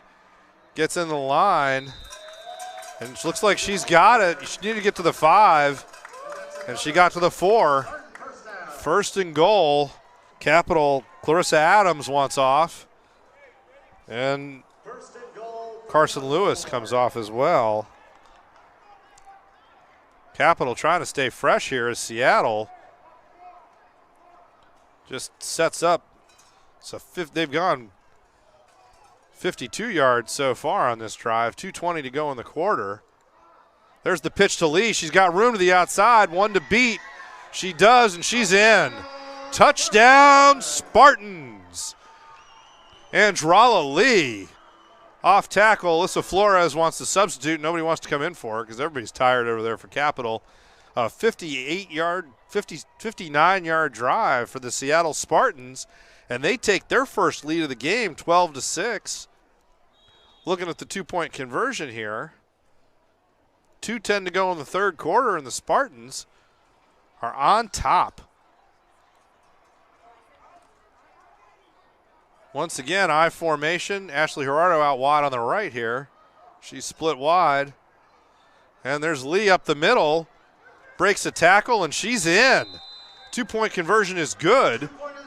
And the Seattle Spartans are up 14-6 with 2:10 to go in the third quarter. And the Capital Pioneers are facing a deficit here late in the game. Big change for the undefeated Pioneers. And for Seattle, winners of 2 of their last 3, looking for a chance to end the season really on a high note. Capital looks like are they gonna call timeout, or they're just getting set for the kickoff here? Can't see the play clock from where we are. I would say they're just getting set. Yeah, I think everybody's got to get set. Seattle, not a really big roster for the Seattle Spartans today. But they've been really effective, and they'll kick off. This is Capital's big chance to kind of get the ball in decent field position on the kickoff, because in the WPA at this level, you figure the kick's not going to go more than 20, 25 yards. It gives you a chance to really, set up a return, particularly if you're Capital. Willow Lee, Missouri, really dangerous, very quick, elusive returner. And they'll have Catherine Girton back as well. Although I don't know. Oh, there's Missouri coming back there. So they'll be deep. Jennifer Kennedy, Kate Putnam. I'm trying to see what that is they have on their shoulder pads, or on their shoulder jersey there. What is that? The little crossed axes thing. Oh, yeah. Yeah, so Katie Putnam's the up back here. Phaedra Keaton's going to kick this end over end. It's short, wiggly, and Capital's just going to cover it at the 49-yard line. It'll be 1st and 10 for Capital. 1 yard into Seattle Spartans territory. Really their best field position since their opening drive. And Seattle 14-6 up ahead. And I do not know what this motion by the official means. I think it's give me the ball. Okay, must be. 1st and 10 at the 49-yard line. Capital breaks the huddle. Seattle, that 43 defense. Ashley Gerardo, the one high safety. Handoff up the middle. And number 29, Alyssa Gutierrez, knifes forward, gain of 5 on the play, 2nd and 5. Capital does a lot out of that sort of pistol formation. They can hand off and go right down the middle. All kinds of misdirection for the ends, little run pass option. Missouri comes off on this play. Gutierrez in there for Dunn. Don't see her coming back in right now. Curtin hands off inside on the delay, and they got another 3 or 4, but not a first down. It's going to be 3rd and 1. Maybe no, looks like 3rd and 2.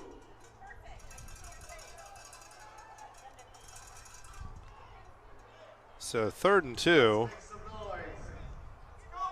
I don't see. Is Dunn back out on the field? No, not yet. I don't see her on the sideline. Girton with Gutierrez behind her. Another handoff. Gutierrez going to depend on the spot. I think she's going to be just a little bit short, but we'll see. Nope, they calling it.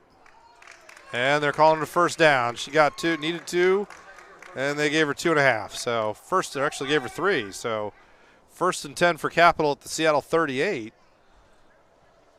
So they pick up the first down. This is their deepest penetration since that opening drive. So we're in the last 30 seconds of the quarter. Capital looks like not in any big hurry to get off a lot of plays here, but they'll get one more before the quarter. Girton calls for the ball. Handoff up the middle. And Flores gets outside, breaks the tackle. And a big play, 19-yard gain down to the 20 for Alyssa Flores. And suddenly Capital with their first real sustained drive since they opened the game. And they're at the 20, first down, 10 yards to go. Missouri checks in, and that'll be the end of the third quarter. Seattle 14, Capital 6. And we'll be back for the fourth quarter after this. It's a wonderful day at Kids Corner in Bothell, Washington.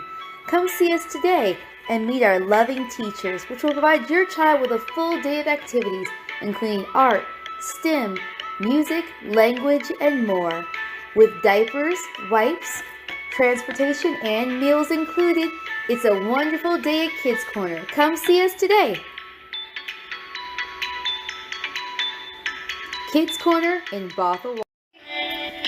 Living Well Clinics located in Marysville and Monroe, serving the Snohomish County area, a Seattle Spartans sponsor. Check them out today for massage, acupuncture, injury rehabilitation, and chiropractic. Living Well Clinics, a Seattle Spartans sponsor, helping you to live well. Check them out today, online or in person. And welcome back to Kent, Washington. My name's Dave Morris, here with women's professional football, the Seattle Spartans, holding on to a 14-6 lead over the previously undefeated Capital Pioneers out of Salem, Oregon. Capital looking to get into the playoffs where they'll take on the Arizona Outcasts in the Division III playoffs. Seattle, they have a chance to win their third out of their last 4. Willie, Missouri, back and forth. And she just covered about 30 yards to lose 2 there. It's going to bring up a 2nd and 12. Oh, they're going to give her half a yard. Wow. I'm not sure how they determined forward progress on that play. But I'm all for giving her the half yard for effort because Willie, Missouri, that was designed to go left. She got back to the right, and then she got kind of pinballed around. So 2nd down and 9.5. Girton, Alyssa Flores back behind her. Flores just ripped off a 19-yard run here at the end of the third quarter. Capital looking to throw. Got a receiver out there, and I think they're going to call that a catch. Looks like Holly Braitley caught that in space. She did. That'll bring up 3rd down and 5, so a 4-yard gain. 3-yard gain. Down to the 16-yard line. So 3rd down and 6 for the Pioneers. But Braitley ran that little out pattern. Found a soft spot in the Seattle defense. And now Girton. Gonna look here. They got Missouri in tight on the right. There's the handoff. Flores. She runs over one Spartan, but not a second. And Andrala Lee is taking this team on her back a little bit. Loss of 4 on the play. Loss of 3 on the play. Andrala Lee just took Alyssa Flores. Alyssa Flores was able to run over one Spartan, but that was the end of that show. And it'll be 4th down and 10. Big chance for a stop here with the clock ticking. Kind of an important play. Seattle can get the stop here. It'll be a turnover on downs. Girton with Flores in behind her. A little play action pass. She's got a receiver and it's broken up. Ashley Gerardo got a hand on it. That was a great throw. Girton had Holly Braitley. She had broken in, and it looked like into the clear for a half a second, and Gerardo got a hand up, broke that up. 1st and 10 for the Seattle Spartans. Too. Yeah, it was a great throw. And under pressure, too, because Girton, she ran that little play action, and Seattle got pressure right up the middle. If you're a quarterback, you never like the blitz coming right in your face. And she got rid of that ball well, found a seam. Gerardo has done a terrific job in that free safety role. It's a really demanding, Seattle's defensive concept makes that free safety role incredibly demanding. And she's got an interception today. She's got 2 or 3 pass breakups. She's had a big day at the office. And Andrala Lee had that big tackle on 3rd down there. And Capital just paid it right back to her. She loses 3 yards. Be 2nd and 13. This is where it's really important. Seattle, anything they can do to get a 1st down here and get some time of possession really helps, because you can't punt yourself out of trouble in this league. You've really got to move the ball, with your offense. So 2nd down, 13 yards to go. Clock is stopped. Oh, now it's moving. Pitch to Lee. Lee trying to get to the outside, and she's not going to make it. It's going to be another loss of 2 more yards. So the Seattle Spartan offense is trending in the wrong direction right now. Going to be 3rd down and 3rd and 17. And there's no level of football where you got a lot of good plays for 3rd and 17. So we'll see what they do.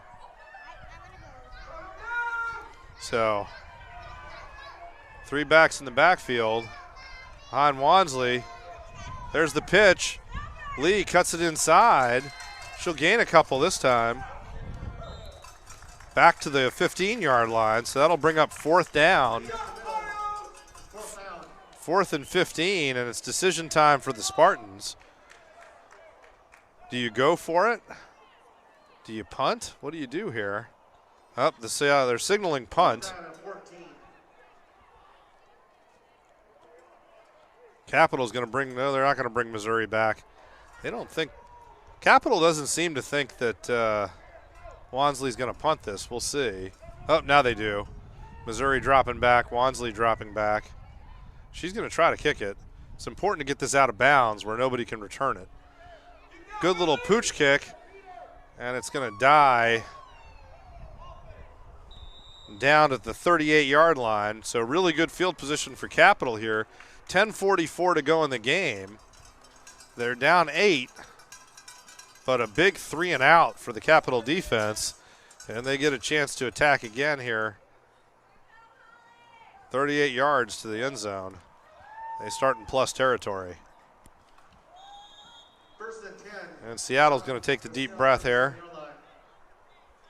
See if their defense can continue. They've had a big day of really pushing Capital back on offense. And this is one of those times. Okay, they're going to mark it at the 37. So another good spot for Capital. 1st and 10. It's going to be a pistol with Alyssa Flores. Tough running back. Dunn's been out there. Danielle Dunn, who's the starting fullback there. And there's the handoff. They're going to try to run off tackle again. And man, once Flores gets ahead of steam, she's tough to deal with. She just ran over London Hester Williams, and Hester Williams is down. That's going to stop the clock. 10:29 to go. Gain of 7 on that play. I think Hester Williams mostly had the air knocked out of her because Flores just landed right on top of her.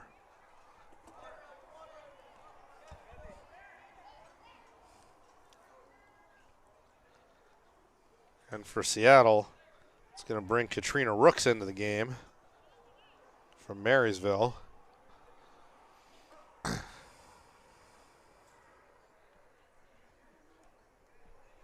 But we'll see here.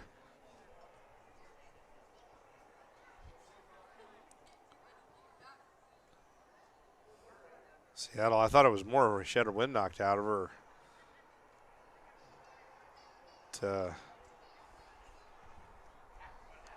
Esther Williams looks to be in some distress.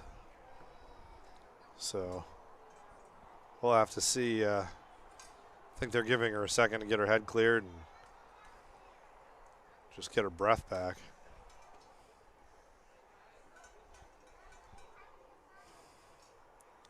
Meanwhile, the Spartans kind of regather, need to sort of gather themselves because it's going to be second down, 4 yards to go, or second and 3. I'm sorry. For the Pioneers once we resume playing. This is a good chance to thank our sponsors one more time here. So Velocity Taekwondo in Kent, how champions train, call for free lessons. Arena Sports Mill Creek, indoor facility of the Spartans. Kids Corner, Child Care Center in Bothell. It's a wonderful day at Kids Center. And Sport Physical Therapy in Everett, Kirkland, Bellevue, and the Factorial, the official sport and athletic trainers of the Spartans. Spartans also want to recognize Dr. Adam Heck of Hogan Chiropractic in Everett, sports treatment, work injury, and auto accident care.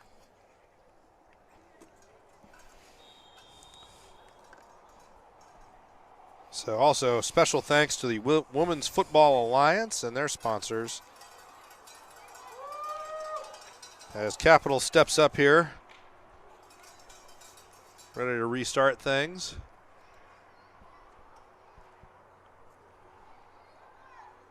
Girton in the pistol, Flores behind her.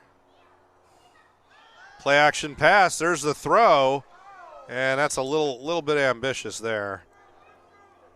Over the top of Madison Gibney. The pass was intended for the gap. That'll bring up third down and 3 as Capital thought it was worth taking a shot there. Kind of a free play after that big gain on first down. So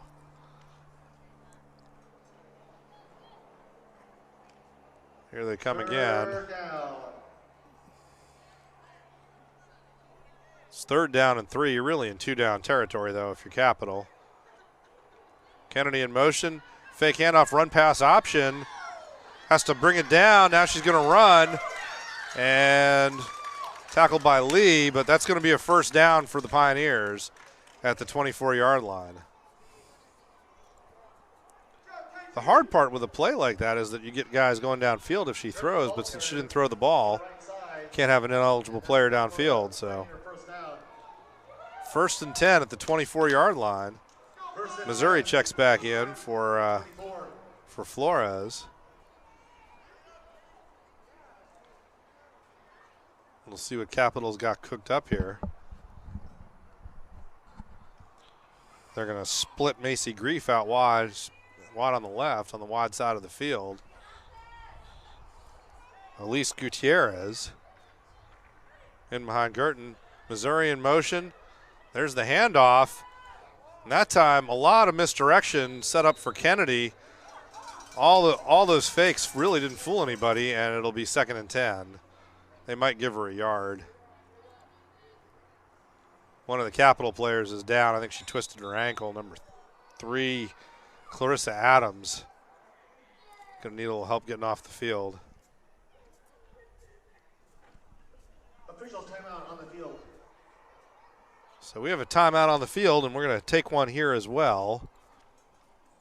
We'll be back after this.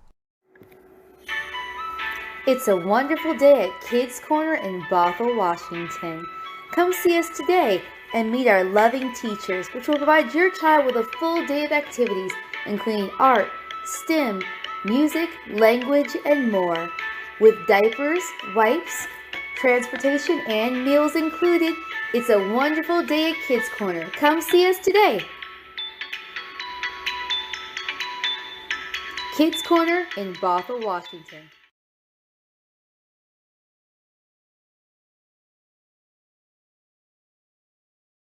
And welcome back to Kent, Washington. Dave Morris here bringing you the Seattle Spartans professional football team. The Seattle Spartans 14, Capital Pioneers 6 here on STSPN. The final game of the regular season for Seattle. And we're waiting while Capital tends to Clarissa Adams twisting her ankle. I think she's going to be okay, but it's going to take her a minute. Meanwhile, 2nd down and 10 as the Pioneers try to figure out how they're going to get. It's a tough 24 yards for them from where they're at to the end zone. Made slightly more difficult now.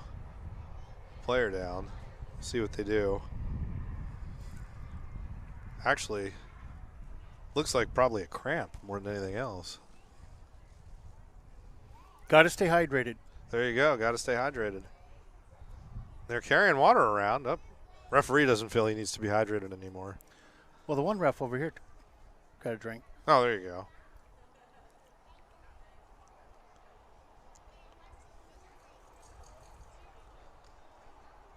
One out of 6, huh? Yeah. Well, one of them's hydrated. That's good, right?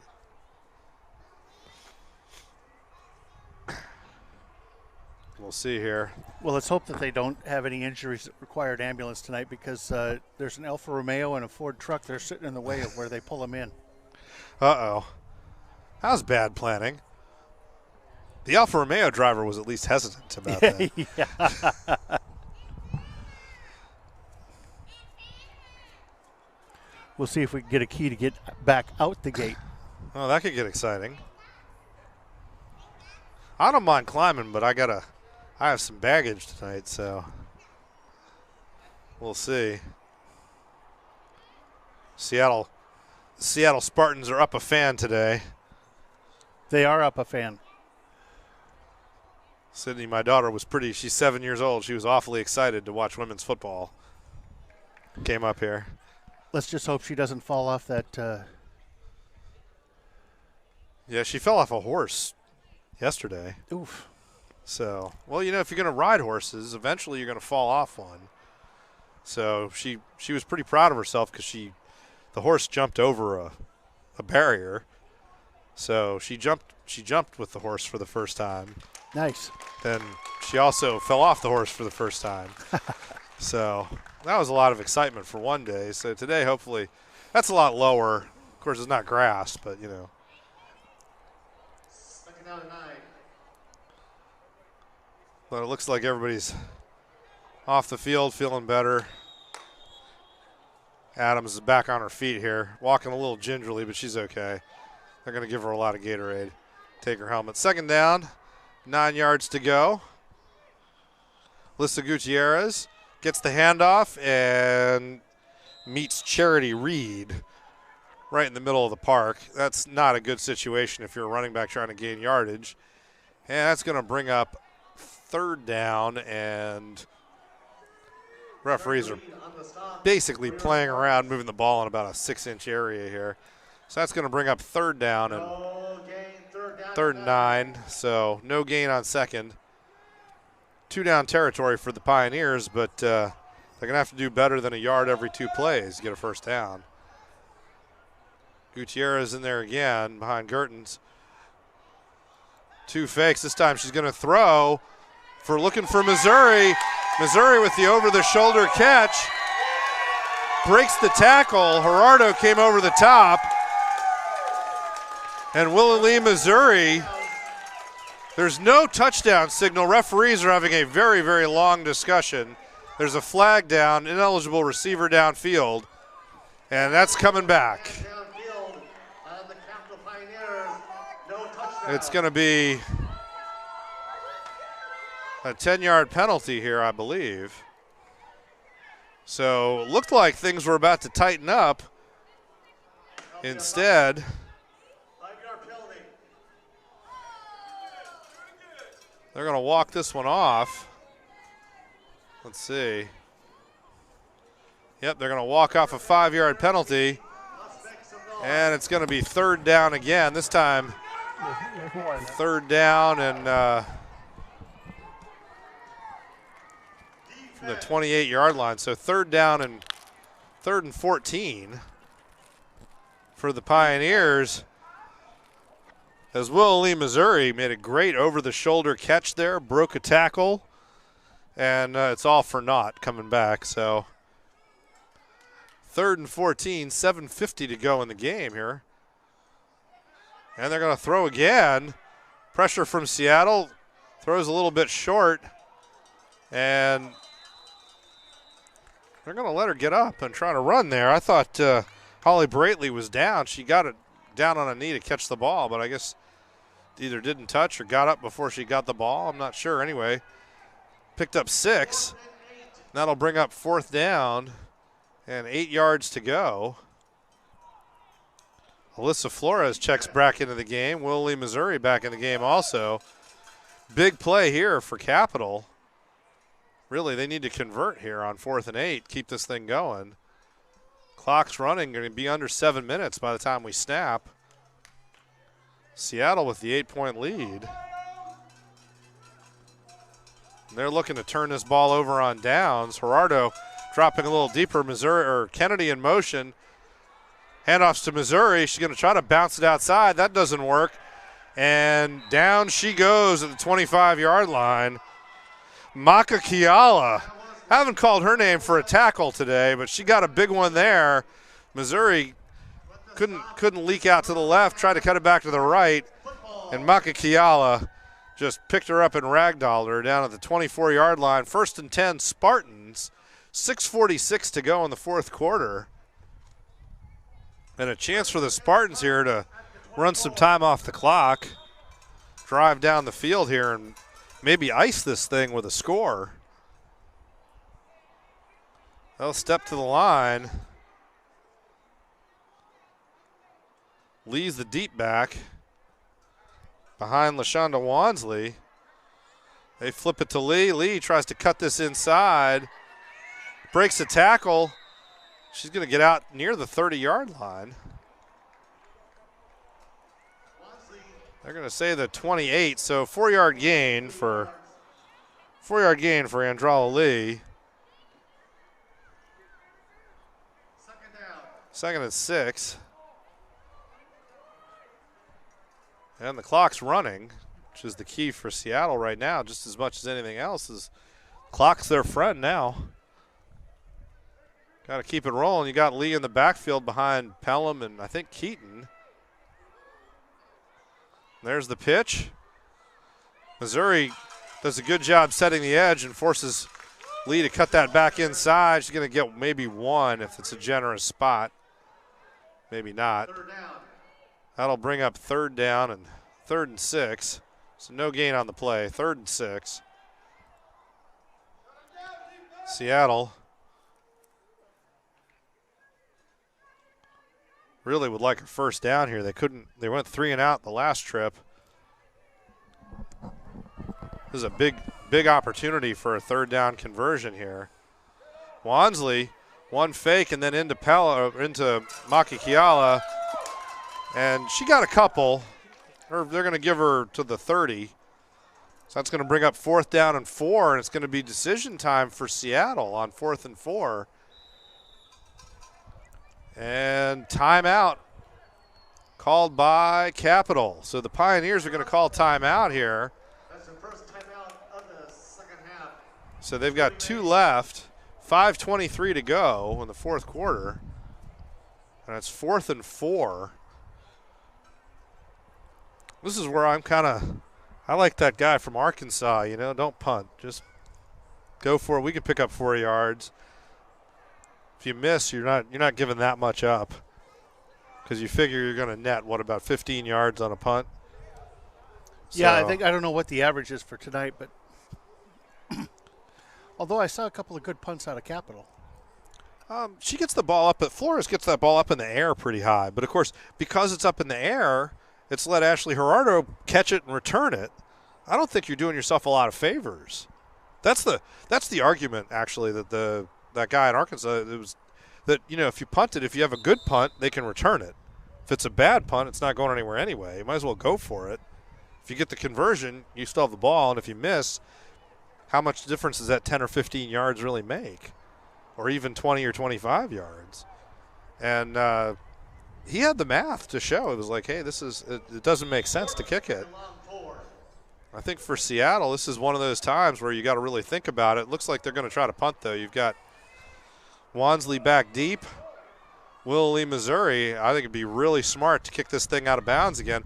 High snap, and it's a low kick. It's kind of live, muffled around. It's live, and now down, honestly. So it's at the 33-yard line. I don't know. I think that Arkansas guy's onto something. So 1st and 10 for Capital, 5:15 to go in regulation. I don't know. I think they could have done better running it. Yeah, I think it pays to go for it. I don't think there's the incentive. The other thing is you could run Wansley out wide. If she doesn't think she can make it, let her punt it then. That brings up Capital, and then the ball's just rolling back there, and you're going to maybe get a bigger net. But that's why I'm up here and coach is coaching, right? So that's correct. That and we get to second guess it all. Well, that plus I refuse to work for that kind of wage. I did my time. And here's, I think that's Alyssa Gutierrez going up the middle. She worked awfully hard there to pick up 2, maybe 3. We'll call it 3. 2nd down and 7. Clock's running as we get under 5 minutes now. Missouri comes out. Braitley comes in for Capital. They do a good job rotating players. They've got a good-sized roster here, and they get people in the game. Girton in the pistol. Little handoff up the middle here, and down she goes, caught from behind by London Hester-Williams. So London Hester-Williams was in some distress there on the last series. She's back in there, and this time she got smart. She tackled her from behind, took her down. She didn't get in front of her. Yeah, I don't think that you're stopping her very easy from the front. Well, the other thing, that's good. That's Gutierrez, and then Flores is the one, man, when 0-0. When Alyssa Flores gets going downhill, man, that's a lot of force coming right at you. She's back in there again behind Girtons on 3rd down and 7. And you don't want to let her get a lot of momentum. Here comes the throw to Missouri. Little flip pass. That's a good play to get her outside. Gerardo misses, cuts it back inside before she gets taken down at the 9-yard line or 10-yard line. Once again, you got a really dangerous speedster out there. You got to figure out different ways to get her the ball. Capital, that's the first time they've really gotten her the ball in space outside of a handoff, and right away, she's got a 21-yard gain on about a 2-yard ball, went about 2 yards in the air, if that. 1st and goal for Capital at the 10-yard line. There's the handoff inside to Flores, and that's not going to work out for her. Going to be 2nd down and 2nd and goal at the 10 or the 9 again. Seattle did a great job stacking that up. 3 minutes to go now. It's going to be under 3 minutes by the time they snap this. You'd think, Capital got a question of whether Capital, might want to work with a little more, what do you call it, alacrity, a little more urgency here. Well, if you notice, Capital is rotating people every play. Well, they are, and that's great. But you're down. Here's the look. They're going to look for the pass, and incomplete. A little bit behind the receiver there, number 27, Brittany Anderson. Capital opening up the playbook, and I guess that stops the clock. So now 3rd down and goal from the 9. 2:39 to go in regulation, and Holly Braitley is going to check in for the Pioneers. Will Lee, Missouri over here on the sideline again. I hate to keep kind of harping on that. It's 3rd down and 9. She looks like she's still kind of stretching out from getting tackled there on the last play. Gertens, play action pass, pressure, she gets hit. Good throw. And it's a touchdown. Holly Braitley with the catch. They were going to call, I think that's Gerardo, for pass interference. Yep. The flag, I think, is going to be on the defense, so I think it's going to be a touchdown. They're having a chat about it. Let's see. Touchdown is the official signal. Pass interference on the defense. Penalties declined. And that'll make it 14-12. A big 2-point conversion coming up for Capital here. I think Seattle's going to call timeout. They're going to talk about it here. Timeout, Seattle. That's their first. Yep, they're going to talk about it. Timeout of the second half. So they've got 2 left after this as well. 2:31 to go. And Seattle with a chance to really still put Capital under the cosh here. If they can stop the 2-point conversion, Capital's got to get the 3 yards here, or they're in trouble. So, because it'll still be a one possession game, but they'll be kicking off and down 2 points. So, a lot of pressure on this extra point, and a lot of energy going on in the fan zone back there. Over on the pole vault, high jump pit or whatever that is behind the end zone. There's a lot of action there. If you're Seattle, you kind of want to put those guys in there. Capital going for the 2-point conversion. They've got Flores in behind Gertens. You got to think they're going to hand it off, go right up the middle here. And there it is. There's the handoff. And she's got it. Alyssa Flores backs into the end zone. And we're all squared away again. 14 all.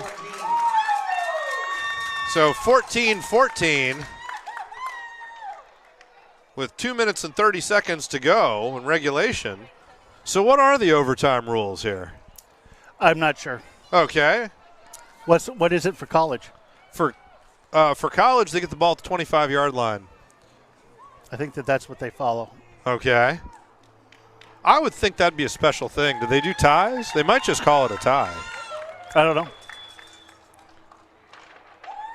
I'm not sure what the if it goes into overtime, I have to start the clock for every minute. Oh, okay. Yeah, no. Gonna hit the. I know calculator out. I do know our super fan over behind the end zone there, Sydney, will be enjoying overtime because every minute past bedtime is a celebration for her. Better believe that action. And we just passed bedtime about 20 minutes ago, so also means that every minute past bedtime means slightly grumpier tomorrow. But we're not going to worry about that tonight, right? So, be interesting here. Alyssa Flores, do you go for the long kick? Or is it time for an onside kick? Try to win it in regulation here? What are they going to do? So, Flores looks like it's just going to be she's just going to boot it. Left-footed end-over-end kick. And Gerardo's going to smother it at the 31-yard line. So 1st and 10, 2:30 to go. And the Spartans really kind of going to need to open up the playbook a little bit. Since the touchdown drive, after they spent about a quarter and a half or 2.5 quarters in the Capital end, really dominating time of possession, moving the ball. It's 2 straight 3-and-outs. And now it's really, this is the moment here where can Seattle open the playbook a little bit, spread things out. Makakiala out wide here, split on the left on the short side.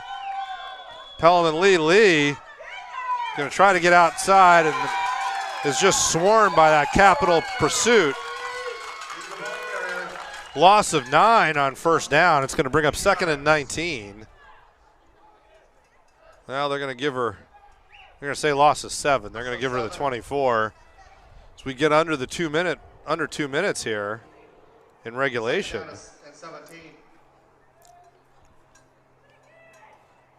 So the Spartans really going to need to open the playbook here a little bit if they can. Well, I would have a feeling that they're getting a little tired because they don't have the same numbers as Capital. That's true. There's the inside handoff. Andrala Lee breaks a tackle. Back to the 30, so she gets back almost to the original line of scrimmage after being behind the sticks there. Bring up 3rd down and 11. I think for Seattle, honestly, you know when you're on offense, you're not tired. Defense, you get tired. They have 1 remaining. So Seattle calls timeout, minute 37 to go. See if they can open the playbook up a little bit. What are they going to talk about here? Well, I would think that the Spartans, being that they're playing both directions, basically, that's why they're probably a little more tired than the. Yeah, I think maybe we'll see. Football is good for that, though. You get a little tired, but you do get some breaks. I didn't see a lot of hands on the hips, so. True. Well, this will give them a little chance to get a little bit of a breather, and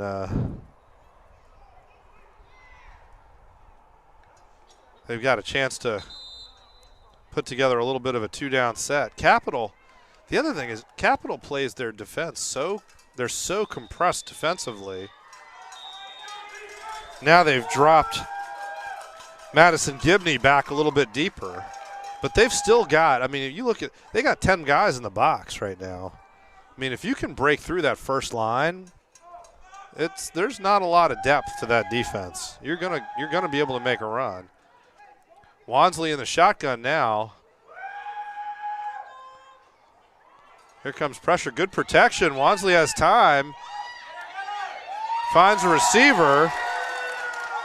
London Hester Williams with the catch, and now a timeout by Capital. So they complete the pass for a -7. It's going to bring up fourth down and 18. She didn't have anybody open. No, she had to, and it's tough to throw it away, right? That's a harder thing to do. So now on 4th and 18. Minute 27 to go. So here's now Seattle tried to call timeout too.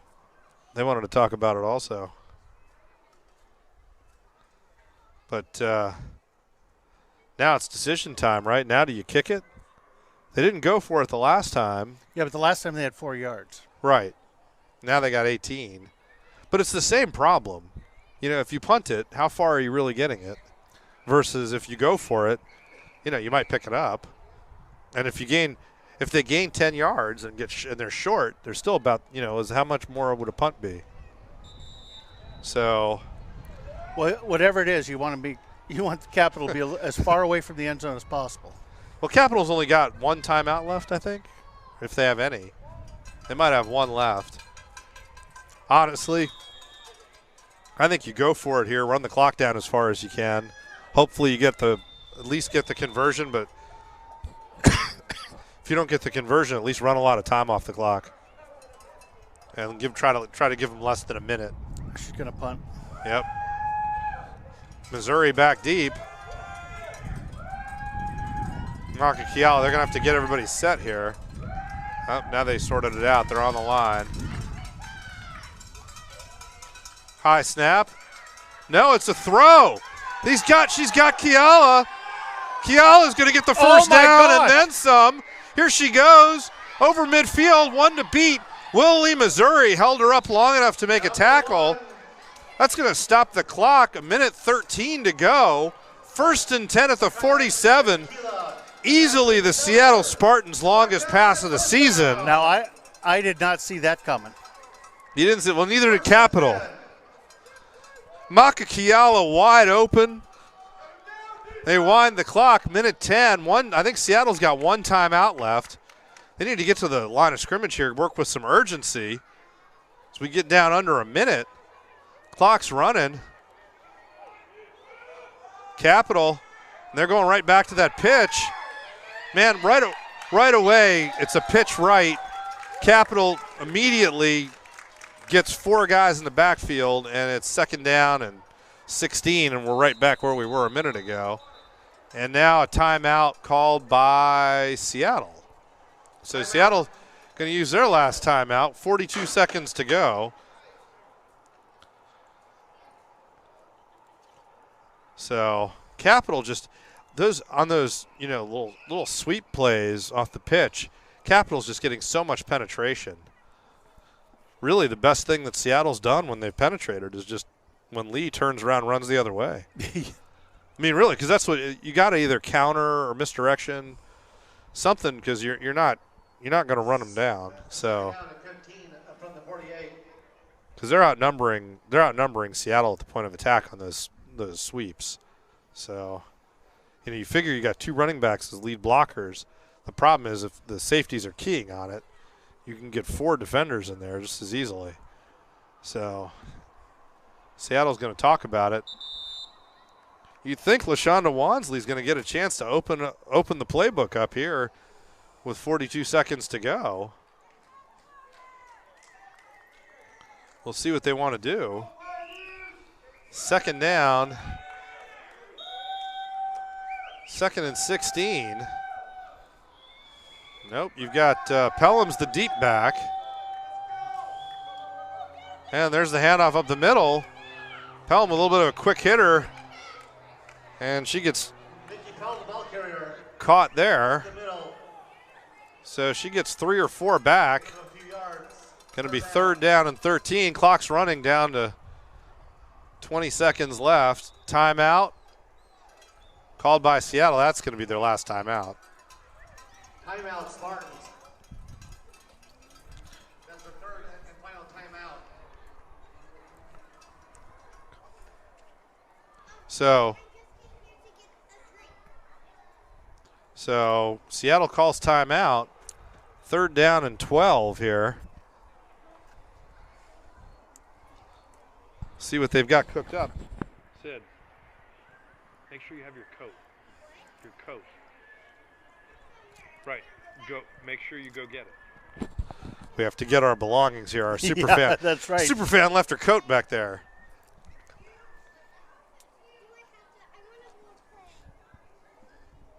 So Seattle cooking up a play here. 3rd down and 13. We'll see what they want to do. See if Capital opened. They're getting a lot of pressure on those running plays. You got 22 seconds left. I mean, you might want to keep everything in front of you a little bit. Because if you can break through that first line of pressure for Seattle, there's just not a lot of numbers behind that. So Capital, they've dropped Madison Gibney a little bit deeper here.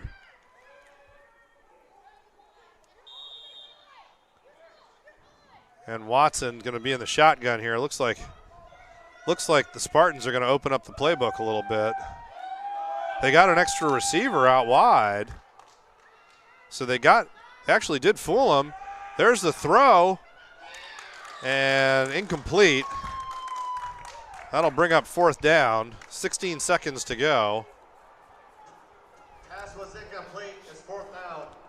As London Hester Williams ran that seam route, actually got shoved a little bit. I think the officials decided that ball wasn't really catchable. Let that go. So it's 4th down. Now Maka Kiala comes in. Seattle's going to try to max protect here, I would think. Or are they going to try to punt it?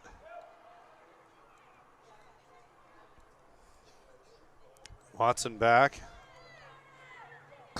Looks like she's going to throw it here out of the shotgun. Calls for the snap. Lee goes in motion. She runs down that seam route. There's the throw, and it's incomplete. Broken up by number 7, Jennifer Kennedy for Capital. And so Kennedy gets Kennedy's bought 10 seconds for the Pioneers here. 14 all. So Capital's got time for one more play here. I think they're out of timeouts. So we'll see. Maybe they can run 2 plays if the first play is a quick hitting incompletion. 14 all. We still don't have any confirmation on what overtime will look like or if there is one. We'll see what the story is there.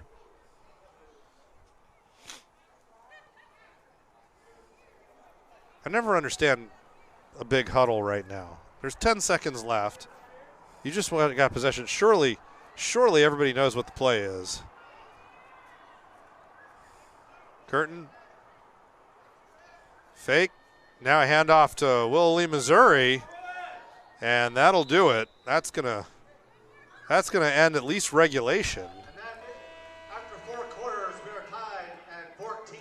So we're waiting to see if there's an announcement here.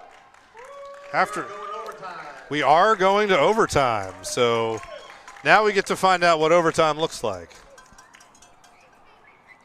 See if we got any information from the booth here. So we're not sure what the Women's Football Association overtime rules are. Referees are going to have a bit of a confab here. Captains are coming out. I'm assuming they'll either start play at the 25-yard line or the 10. And kind of go from there.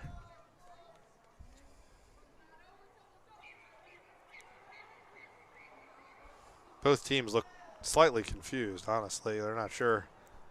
I think is this the Spartans' first overtime game? Well, it's the first one that we've covered. So,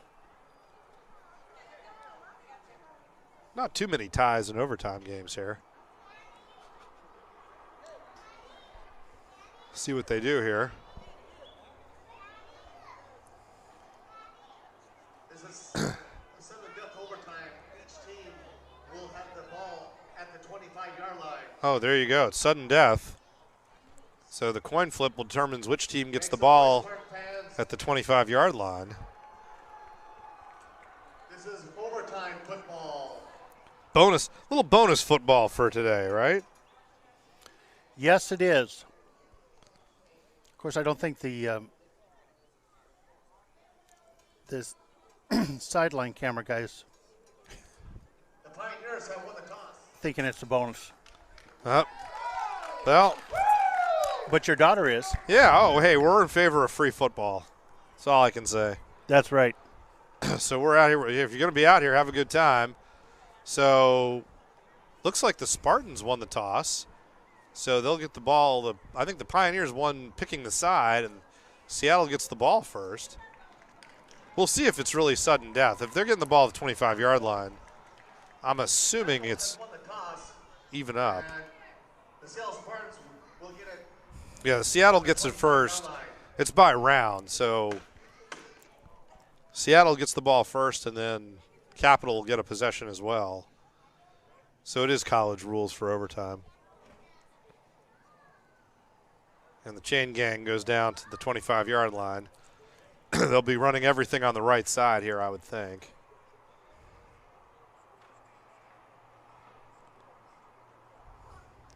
I think all 4 touchdowns got scored down here anywhere. 3 of the 4. 3 of the 4. Yeah, I think so.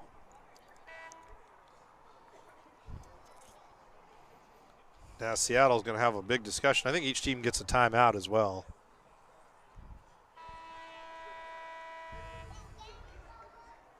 So they're going to run this with the clock off.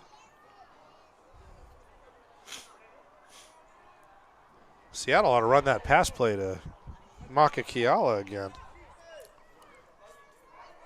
Yeah, I don't know if they're going to be caught. Let that by again. I don't. I think that honestly, I think if they can keep Wansley clean long enough for the play to develop, I think it's an easy one because Capital's playing one high. You know, everybody's on. They're playing 10 players in the box every play, so you You can leak her out there. The problem is you got to figure out how to keep everybody off your quarterback long enough to throw it.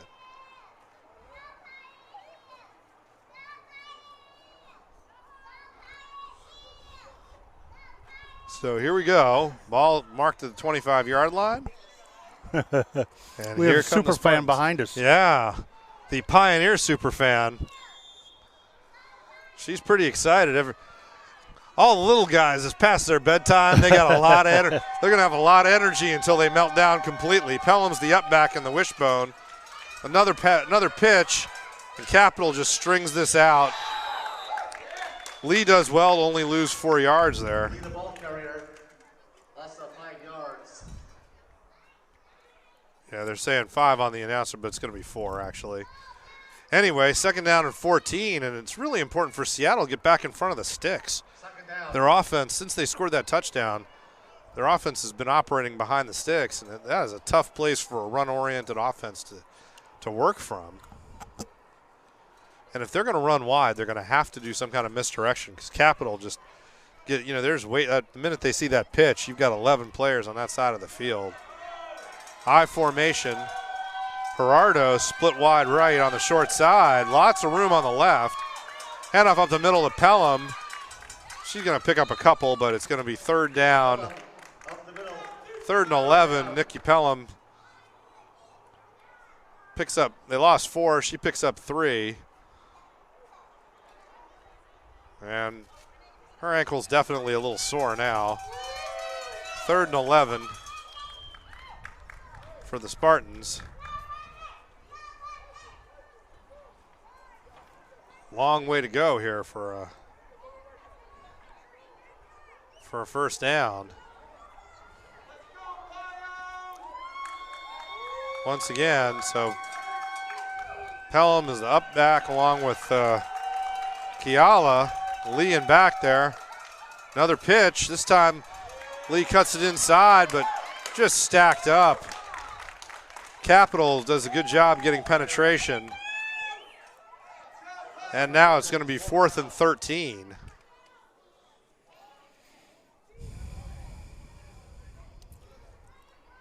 Well, they're going to say 4th and a long 12. Seattle, it's a good time to open up the playbook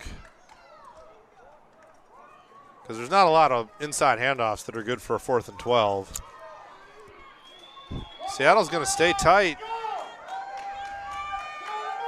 2 up backs. Lee in the backfield there. Pitch to the wide side, and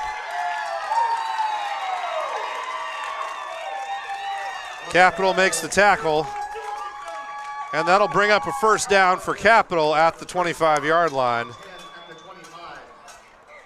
So Capital, if they score here, the game's over. Seattle needs to make the stop.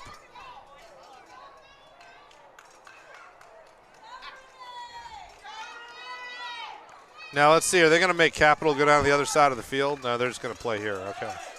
So 1st and 10, Capital at the 25.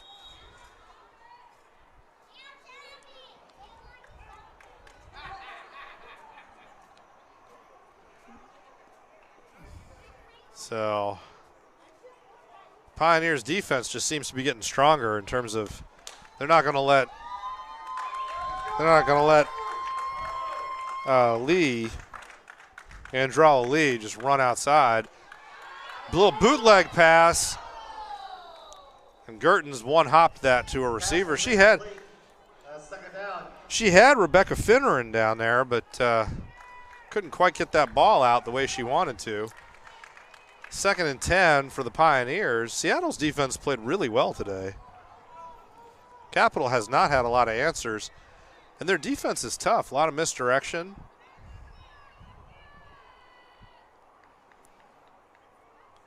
They're going to step up to the line here.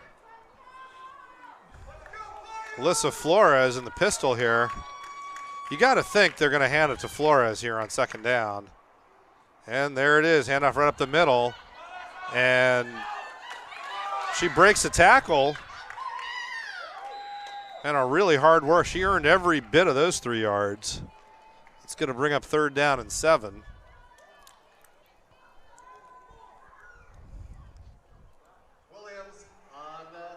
So Third down.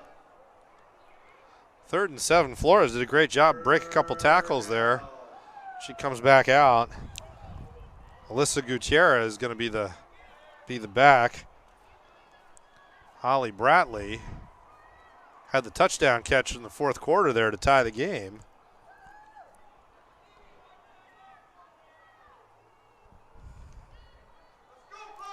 She checks back in. She's going to be tight on the right side. Everything's split wide to the short side. And there's the handoff. And that's not going anywhere. Both teams, when they run their base handoff, defensively, the teams have everybody's adjusted, and the defenses are not having any trouble with those. So 4th down and 8 to 23. Capital, a couple more substitutions. And a timeout. Capital wants to talk about it here on 4th down.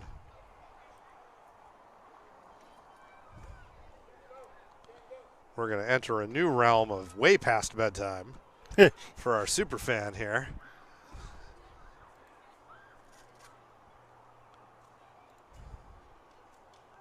Things cooling off now. If you're Seattle, you might be tired, but, as it gets cooler, you want to keep moving, So, Capital's last time out of the game. They don't get a timeout every time they change possession, do they? I don't know. Definitely a little bit of a game of attrition, though. You got Missouri over here limping. Adams is limping. Bratley came off. She looked like she was a little banged up. So a lot of the wideouts kind of having some tread worn off here. Seattle's ready to go. They're excited to get the ball back here if they can get a stop. 4th down and 8. For Capital, this would be a good chance for them to open the playbook. They've got Gutierrez in the backfield, not Flores, so you'd think they're going to throw here. Bratley back in. Play action pass. There's the throw. Pass is short. If anything, it's pass interference on 96, Leslie Martinson. Possession goes back to Seattle at the 25-yard line now. Or does it go to the 10?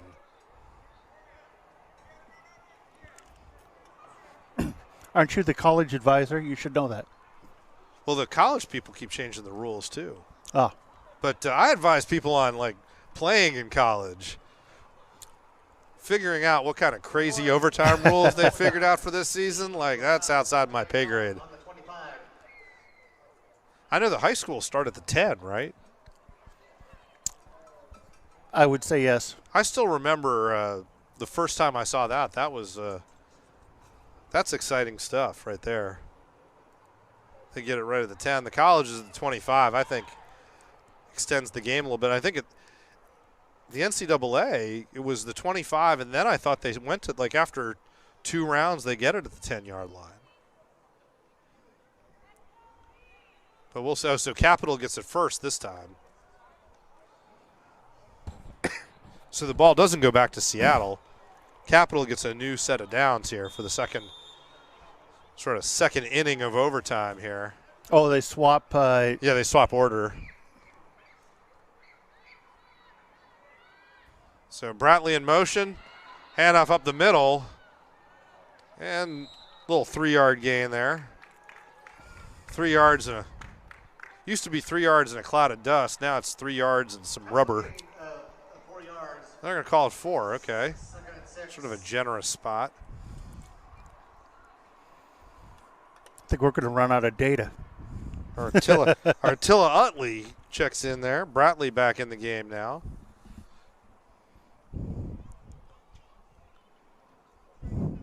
Yeah, the tension builds here. And for Capital, yeah, their top wideout seems to have cramped up. She hasn't been in that last possession or the overtime. Makes it tough. 2nd and 6. Another handoff. And Down to the 16, 17-yard line. Going to bring up 3rd and short. So Capital looks like they're in a pretty good position to get a first down. They're going to bring Flores back in. Oh, they got the first down. Well, they did. That's an incredibly generous spot. That ball was never got anywhere near the 15-yard line. It's just the 16, 17. Maybe the refs want to go home. Well, I don't know that making it a fresh 10 gives them you'd want a 3rd and short. Maybe they could punch it a little further. But that's a very generous spot from the officials. Hope the league pays for these guys. If I was Seattle, I'd feel bad about it. Another handoff. Here comes Flores. She gets going north-south, pushing bodies, and she's going to get down pretty close to 1st and goal. Looks like a first down. It's going to be 1st and goal for the Pioneers at the 4. As Alyssa Flores just bodies everybody down on the 4. So an 11-yard run. And now Seattle really needs to make a stop here.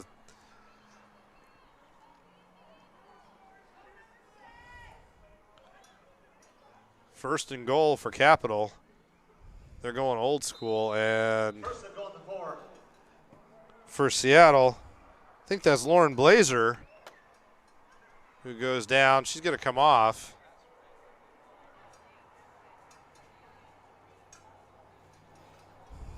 And Seattle really doing it with a lot of, this is old school football, you know, 2-way players and everything. I don't know if Blazer's just dehydrated or got hit a couple times.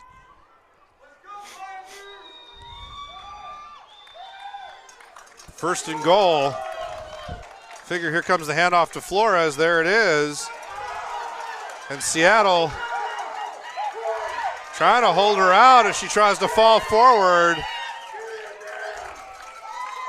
And Capital signals touchdown. The referees are signaling not. It's going to be 2nd down. They're going to put the ball at about the 1-yard line, so a 3-yard gain.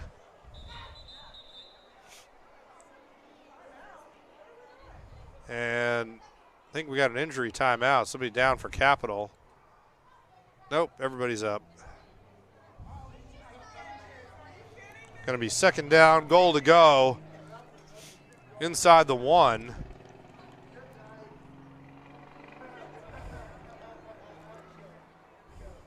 Oh, it was Flores who was down. So she's coming off.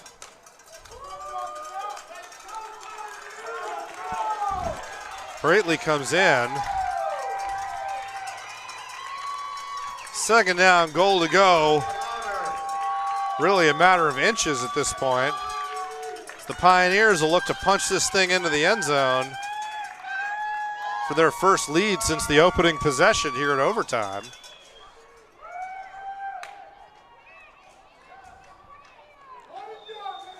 Gutierrez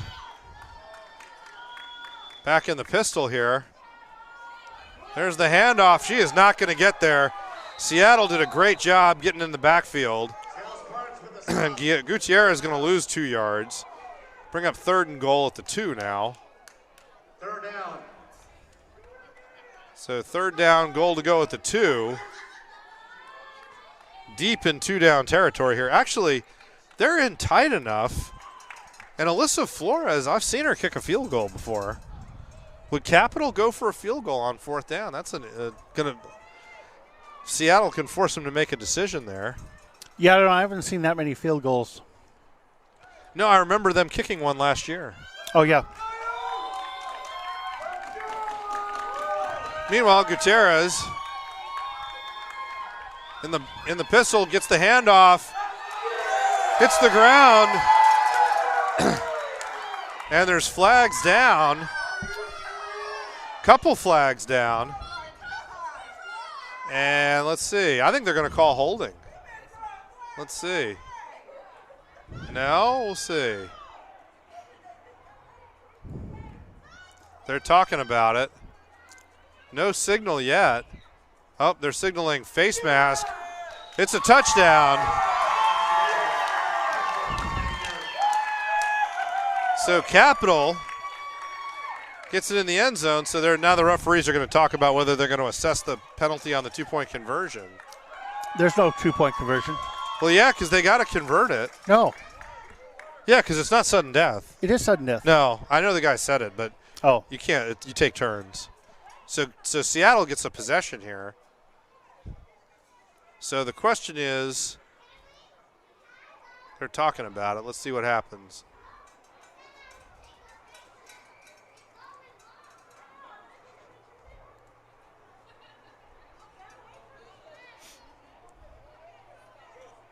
Oh, is there a personal? It looks like there was a penalty after the play.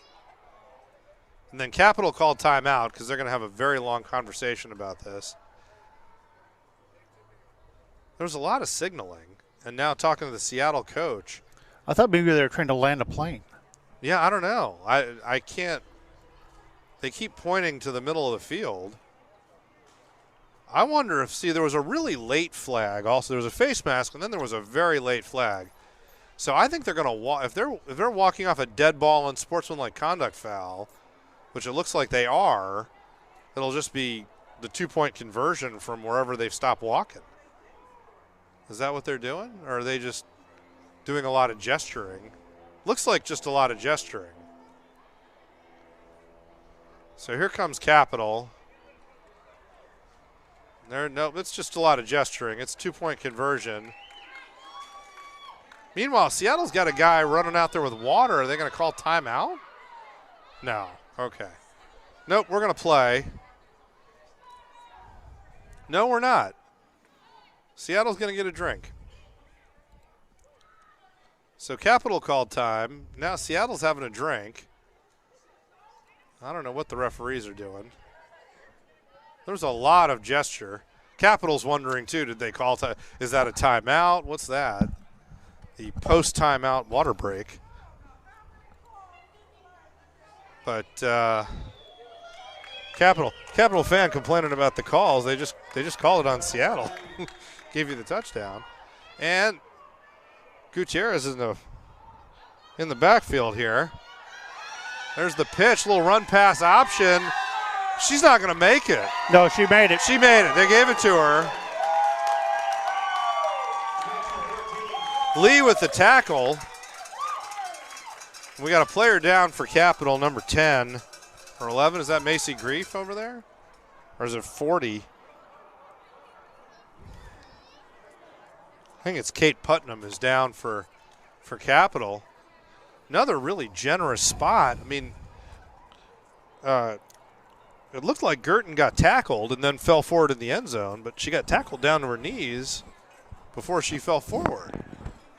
But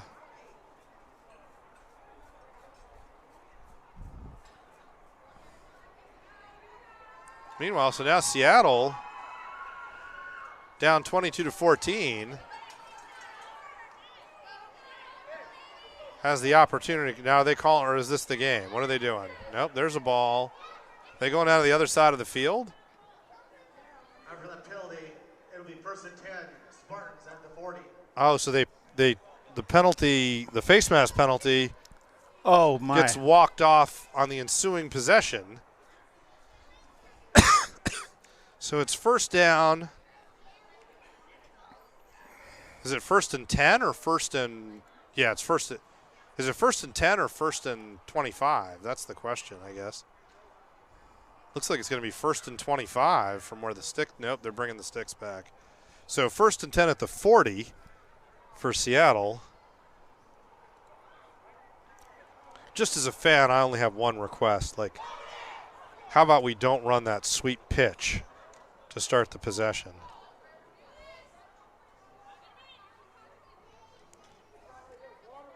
So here we go. Seattle takes over at the 40-yard line.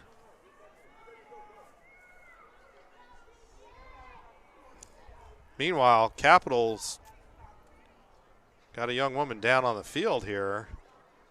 Never like it when somebody doesn't move that much. I don't like. She's rolled over, so it's not her knee, but she doesn't look like she's terribly comfortable right now. They'll need to help her off as we get ready for Seattle's turn in the second overtime. So for Seattle, this is sudden death. They either score and tie it up or they lose. So they have to convert from the 40. They've got to score the touchdown and the 2-point conversion. Yeah, that's going to be It's a tough long road to hoe. Yep, it's definitely, it's the maximum road that Capital could put out there for them.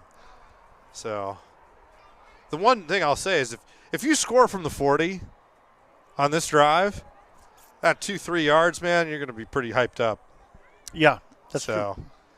So the hard part to me is the 40. So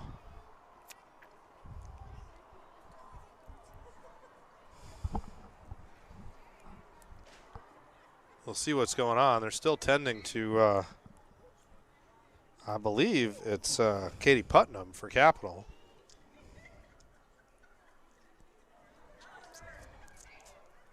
Nobody's really moving. Let's see what they want to do here. I don't know if they're letting her gather herself or. Well, he's on the phone. We might have to take a break and yeah, we may have move to a couple cars. Let's see. Oh, I see. The trainer's underneath there.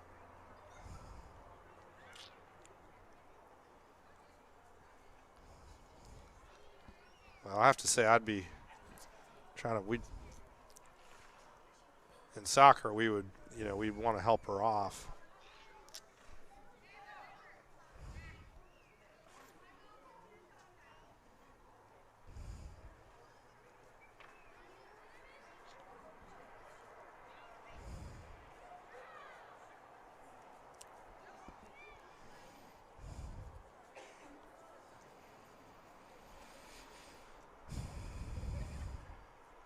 They don't look like they want to move anybody right now, though. So we'll see.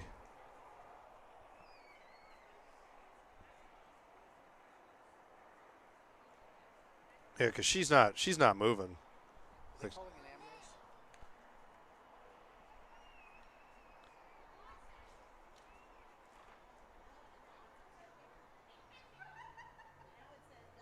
let's see what they want to do. Meanwhile, Katina Rooks for Seattle is supervising. Katrina Rooks.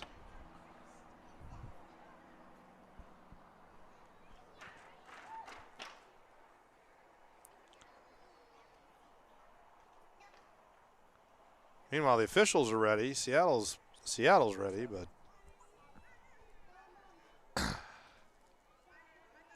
we're in a little bit of a holding pattern here with the Capital player down on the field.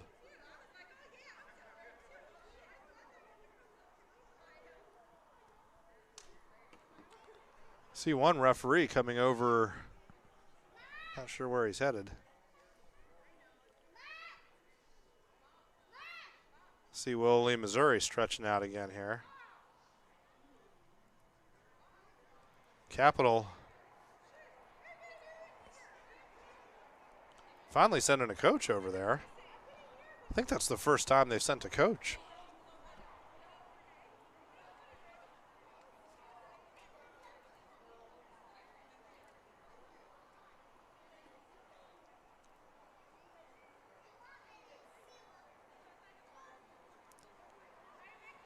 See what they want to do here.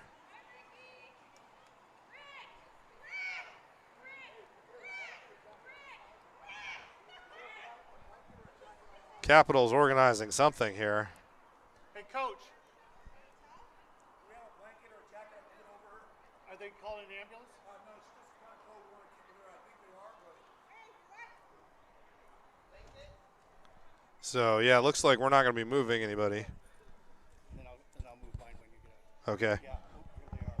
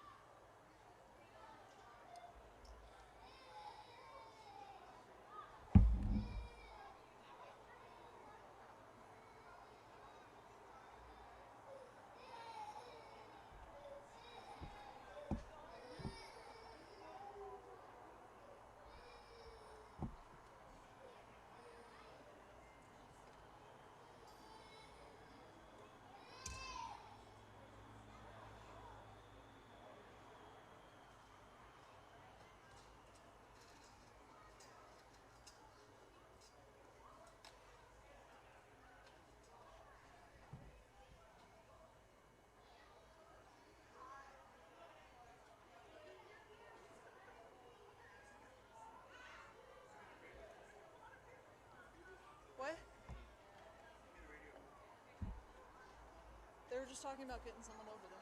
The fire department is climbing over the fence.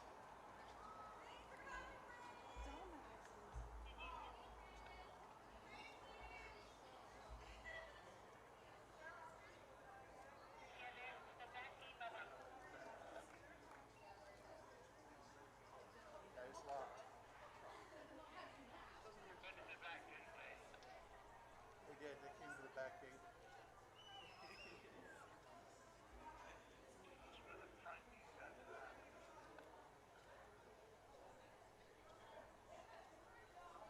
But it's still locked, so they can't get out unless it gets unlocked.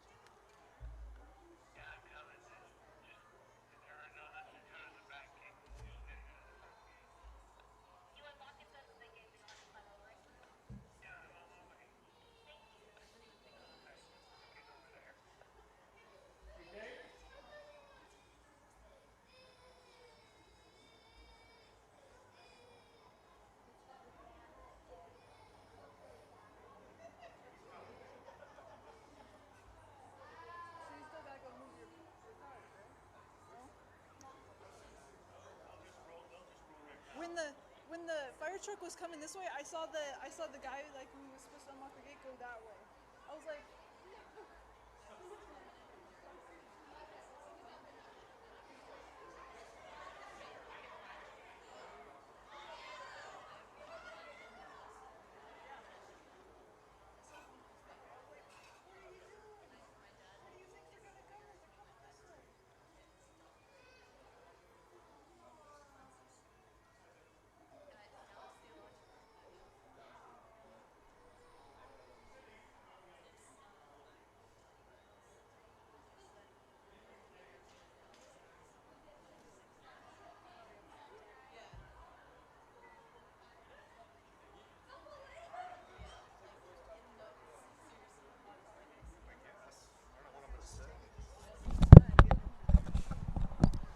All right. Well, we had a little excitement here.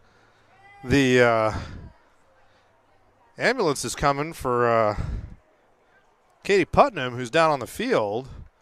But the on-site administrator for Kent Meridian High School kind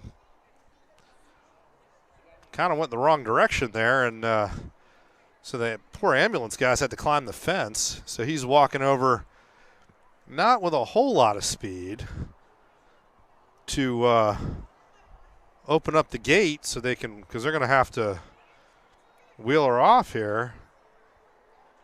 Hopefully she's okay. But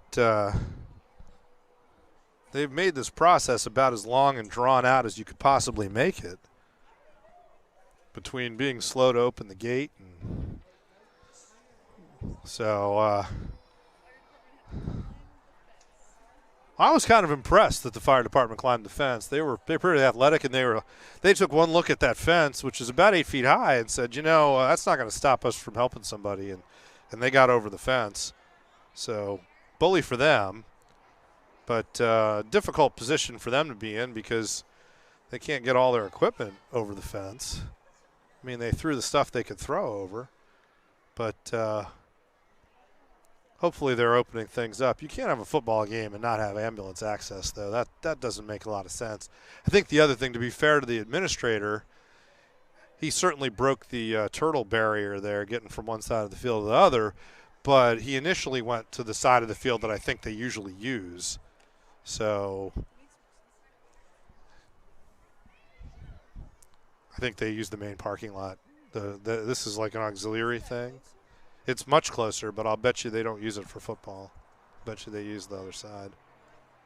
But I could be wrong. Anyway, we're opened up now, which I like because that's where our cars are parked. So if he leaves it unlocked, we'll be able to get in and out of here. Looks like we're now ready to roll everybody onto a stretcher. Capital, it's been a physical game, for Seattle, they've made it work with about 14, 15 players. And Capital's got 4 or 5 players kind of limping around on gamey legs as they load load Katrina Putnam onto a, sorry. Is that right? Load Katie Putnam onto the stretcher there.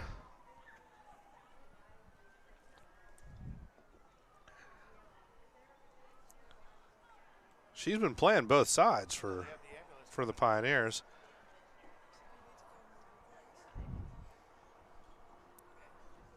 He said they shouldn't be coming to that game. Yeah.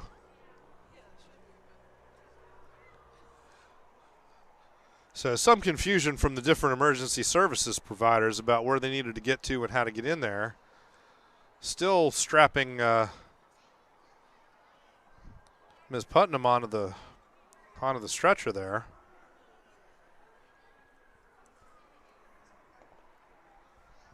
Is the gate open now? All the gates are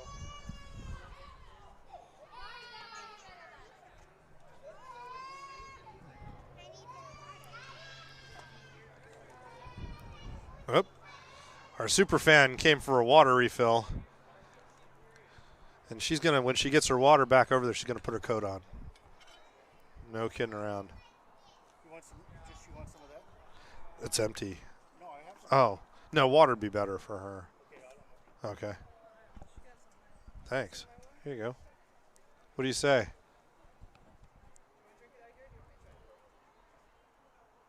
Yep, here comes the ambulance. Oh, here we go. And the ambulance is coming. See, I think they're going to come in over here. No? Nope. Oh. Oh, they are not? He thought about it. There's a convention on that back side there. Well, as long as he can get in. Use your shoulder. There you go. Thank you. So the superfan has been rewatered. Hopefully she'll put a coat on now with the sun going down. It's getting a little chilly. Sarah's shivering. Superfan's excited because she's been running around, so she's okay. Mom's not going to be too happy with me in the morning, I think. You kept her out how late? Running around without a coat when?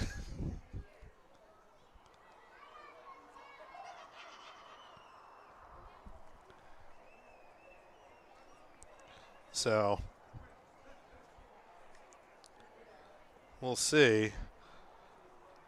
Man, it never fails. I thought, well, the game starts at 6. We'll probably be out of here about 8:30. I'll have her home. She'll be about an hour past bedtime. No big deal. Right, yeah. No, we're going to go to overtime, and then we're going to. Poor kid. It's okay. We're going on a big ride tomorrow anyway, so she'll have fun. Yeah, this is when all the little guys start to melt down a little bit. Yeah, it's past bedtime. Oh, is she listening? Nope, she is. Okay. There you go. We should have camera on her. See if she puts her superfan puts her jacket on there. Superfan Sid. I think she did. I think she is. Yep, she is. She listened. Way to go, Sid. So, well, they got her onto the gurney now, so, or onto the stretcher.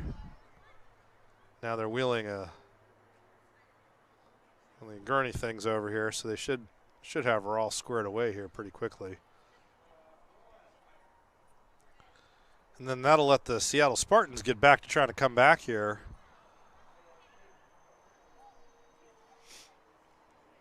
They will have been incredibly unlucky if they lose this one.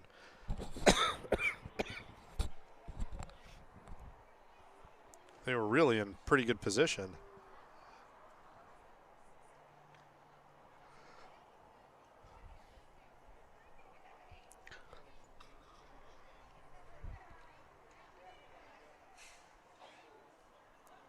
So now we're gonna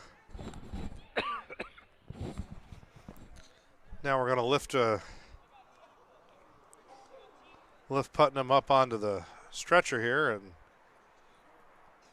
for Seattle, they look like they might be getting a couple people ready to help her out.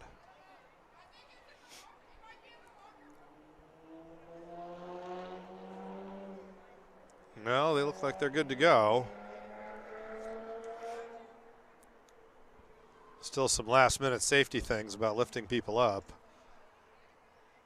Need to make sure she's firmly anchored. Thanks.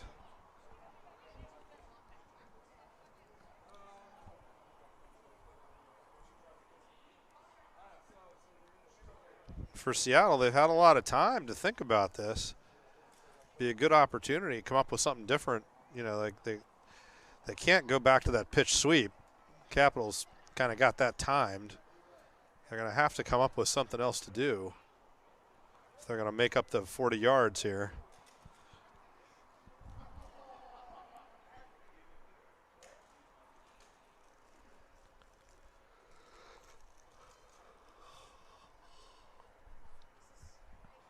We'll see what they want to do.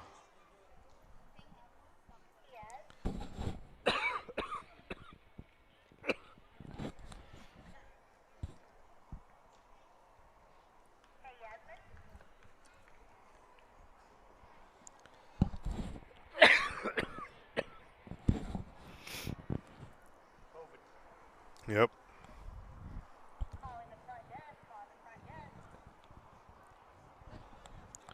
Still waiting for the paramedics to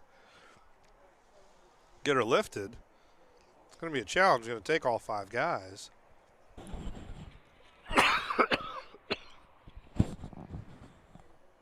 And there they go. Strapped on that backboard.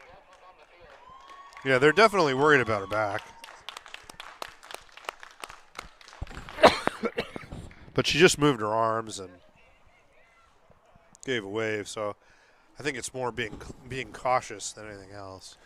Yeah, they got her strapped down there pretty tight. Yeah, nobody's going anywhere right now. But if she's moving her arms,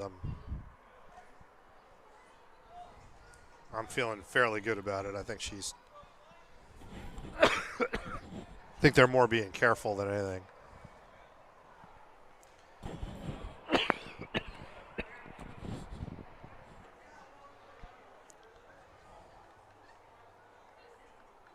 Yeah, they're going to want to cover her up, keep her warm, too.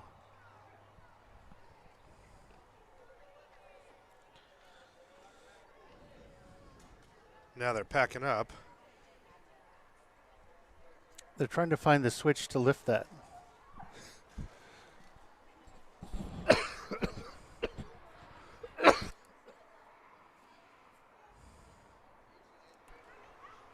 Here they go. And the Pioneer superfans working on Doritos down there. She's right. Oh, I see her. The Go Pioneer kid. She's got some chips.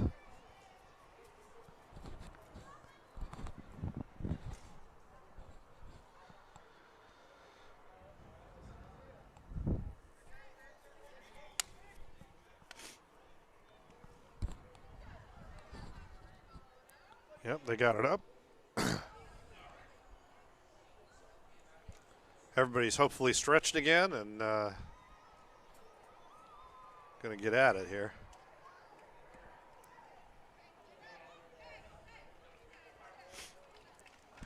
Oh, she got 2 thumbs up there? Yep. 2 thumbs up from Katie Putnam. Hopefully this is just scary on the way off and she gets to go back to Salem tonight.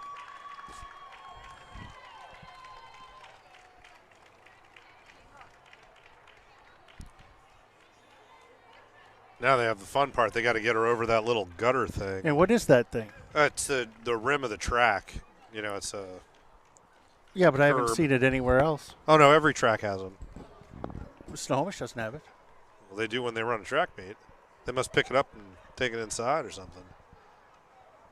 Because you have to have it. I mean, if you're running track. Why? That's the. I think it's just painted. I've never seen that. Oh yeah, no, they always have if you watch, they've always got an inside lane. Maybe not. You know, I'm not up on my WIAA rules either. I'm just saying. I think I would notice that.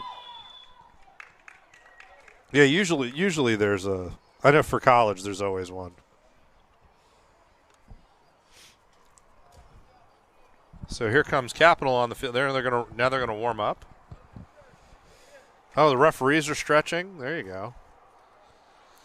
Well, it's gotten a little bit cooler out now, so they're probably getting a little bit worried about. I guess, but you didn't see like they raised her up. They started walking this way, like. So.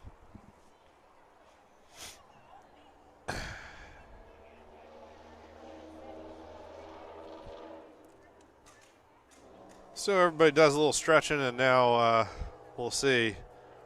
Referees blow the whistle here.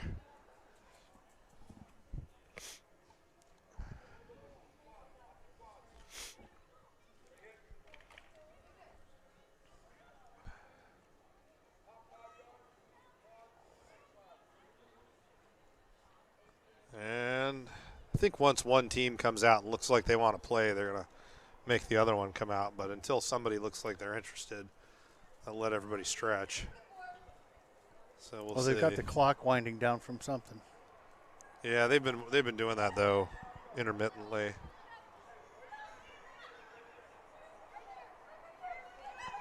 So we'll see.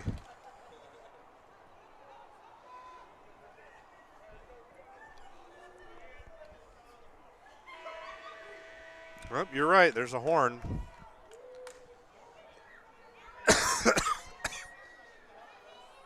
There's the horn. The what do you call these guys with the yard markers? Yeah, those yeah, guys. Those guys. What do they call them? They call them the crew, some kind of crew. Well, yeah, but if you ask me, I don't. Oh, right, yeah, same thing. So anyway, so they're ready. They got the chain sticks gang? up. Chain gang. There we go. So the chain gang is ready. We just need the Seattle Spartans now. I'm always reminded at moments like this of the description the U.S. ambassador gave. One of the European ambassadors said. One of the French ambassadors said, "Explain football to me." I said, "Well, it's basically all the bad parts of American culture, right? Like extreme violence punctuated by committee meetings." Yeah. And handoff up the middle.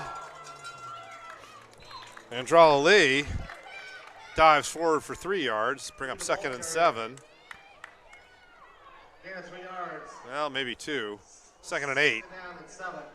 Yeah, we're going to call it 8 over here because that was a 2-yard gain. And Seattle's going to need to come up with something here besides just handing it off, I suspect. But we'll see. Capital, 10 players in the box for the Pioneers. Wansley hands off to the up-back Lee. And she gets 1, maybe 2. Before she gets driven back. Gain of 2 yards, 3rd and 5. So 3rd down, 5 yards to go.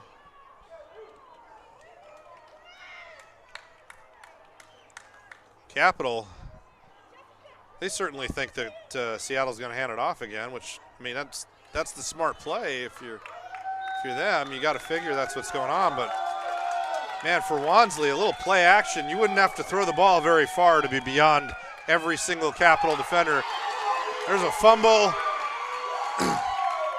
And it looks like the Pioneers have fallen on it. If so, that's the end of the ball game. So that's a turnover, and that's the last play of the game. Capital gets possession. Capital Pioneers 22, Seattle Spartans 14. Overtime loss for the Spartans, but what a great game. Spartans did a terrific job, really, today, coming back after giving up a touchdown on the opening drive, dominating, really, the second and third quarters, en route to a 14-6 lead, and Capital was able to kind of come back, but what a big comeback. What a great game for Seattle to end the season.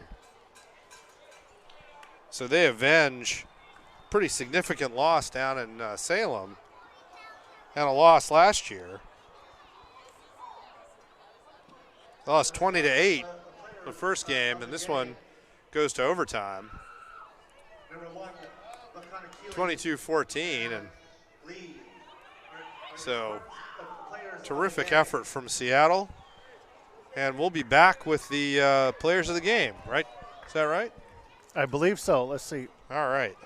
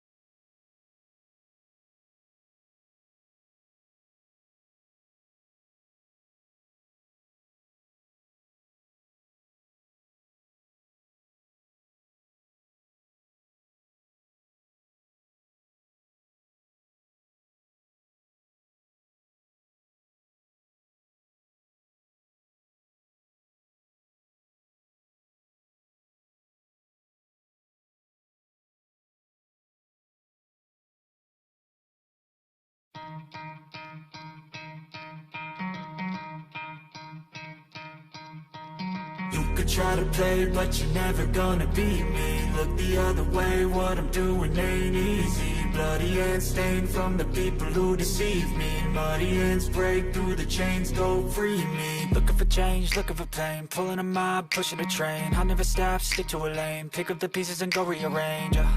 I'll be the best above all the rest, put me to the test and expect nothing less. You check as I'm chess, what's happening next? Yeah. He got the venom, a tangible weapon, no coming in second. This life is a lesson. He got a new engine from pain, it's a blessing. New focus, no guessing, just bold and obsession. All in his possession, you got their attention. I'll leave an impression and take your redemption. Just kill, no discretion. Your mind is a weapon. 11-11, it's time for progression. You could try to play, but you're never gonna beat me. Look the other way, what I'm doing ain't easy. Bloody hands stained from the people who deceive me. Muddy hands break through the chains, go free me. People like sheep move feet, hurt it easy. You don't wanna be fast asleep when they scheming. Better stand tall, ready for a fight, believe me. When they try the chains, you can say no, free me. So he's been looking for somebody who could save him, instead of searching inside for what they gave him. A strong will, strong mind causes mayhem. We could change the world, change times, rearrange them. Staying on pace, running the race. Life is a chase, I don't want a place, I wanna be first. Work till it hurts, dehydrated thirst till I'm in a hearse.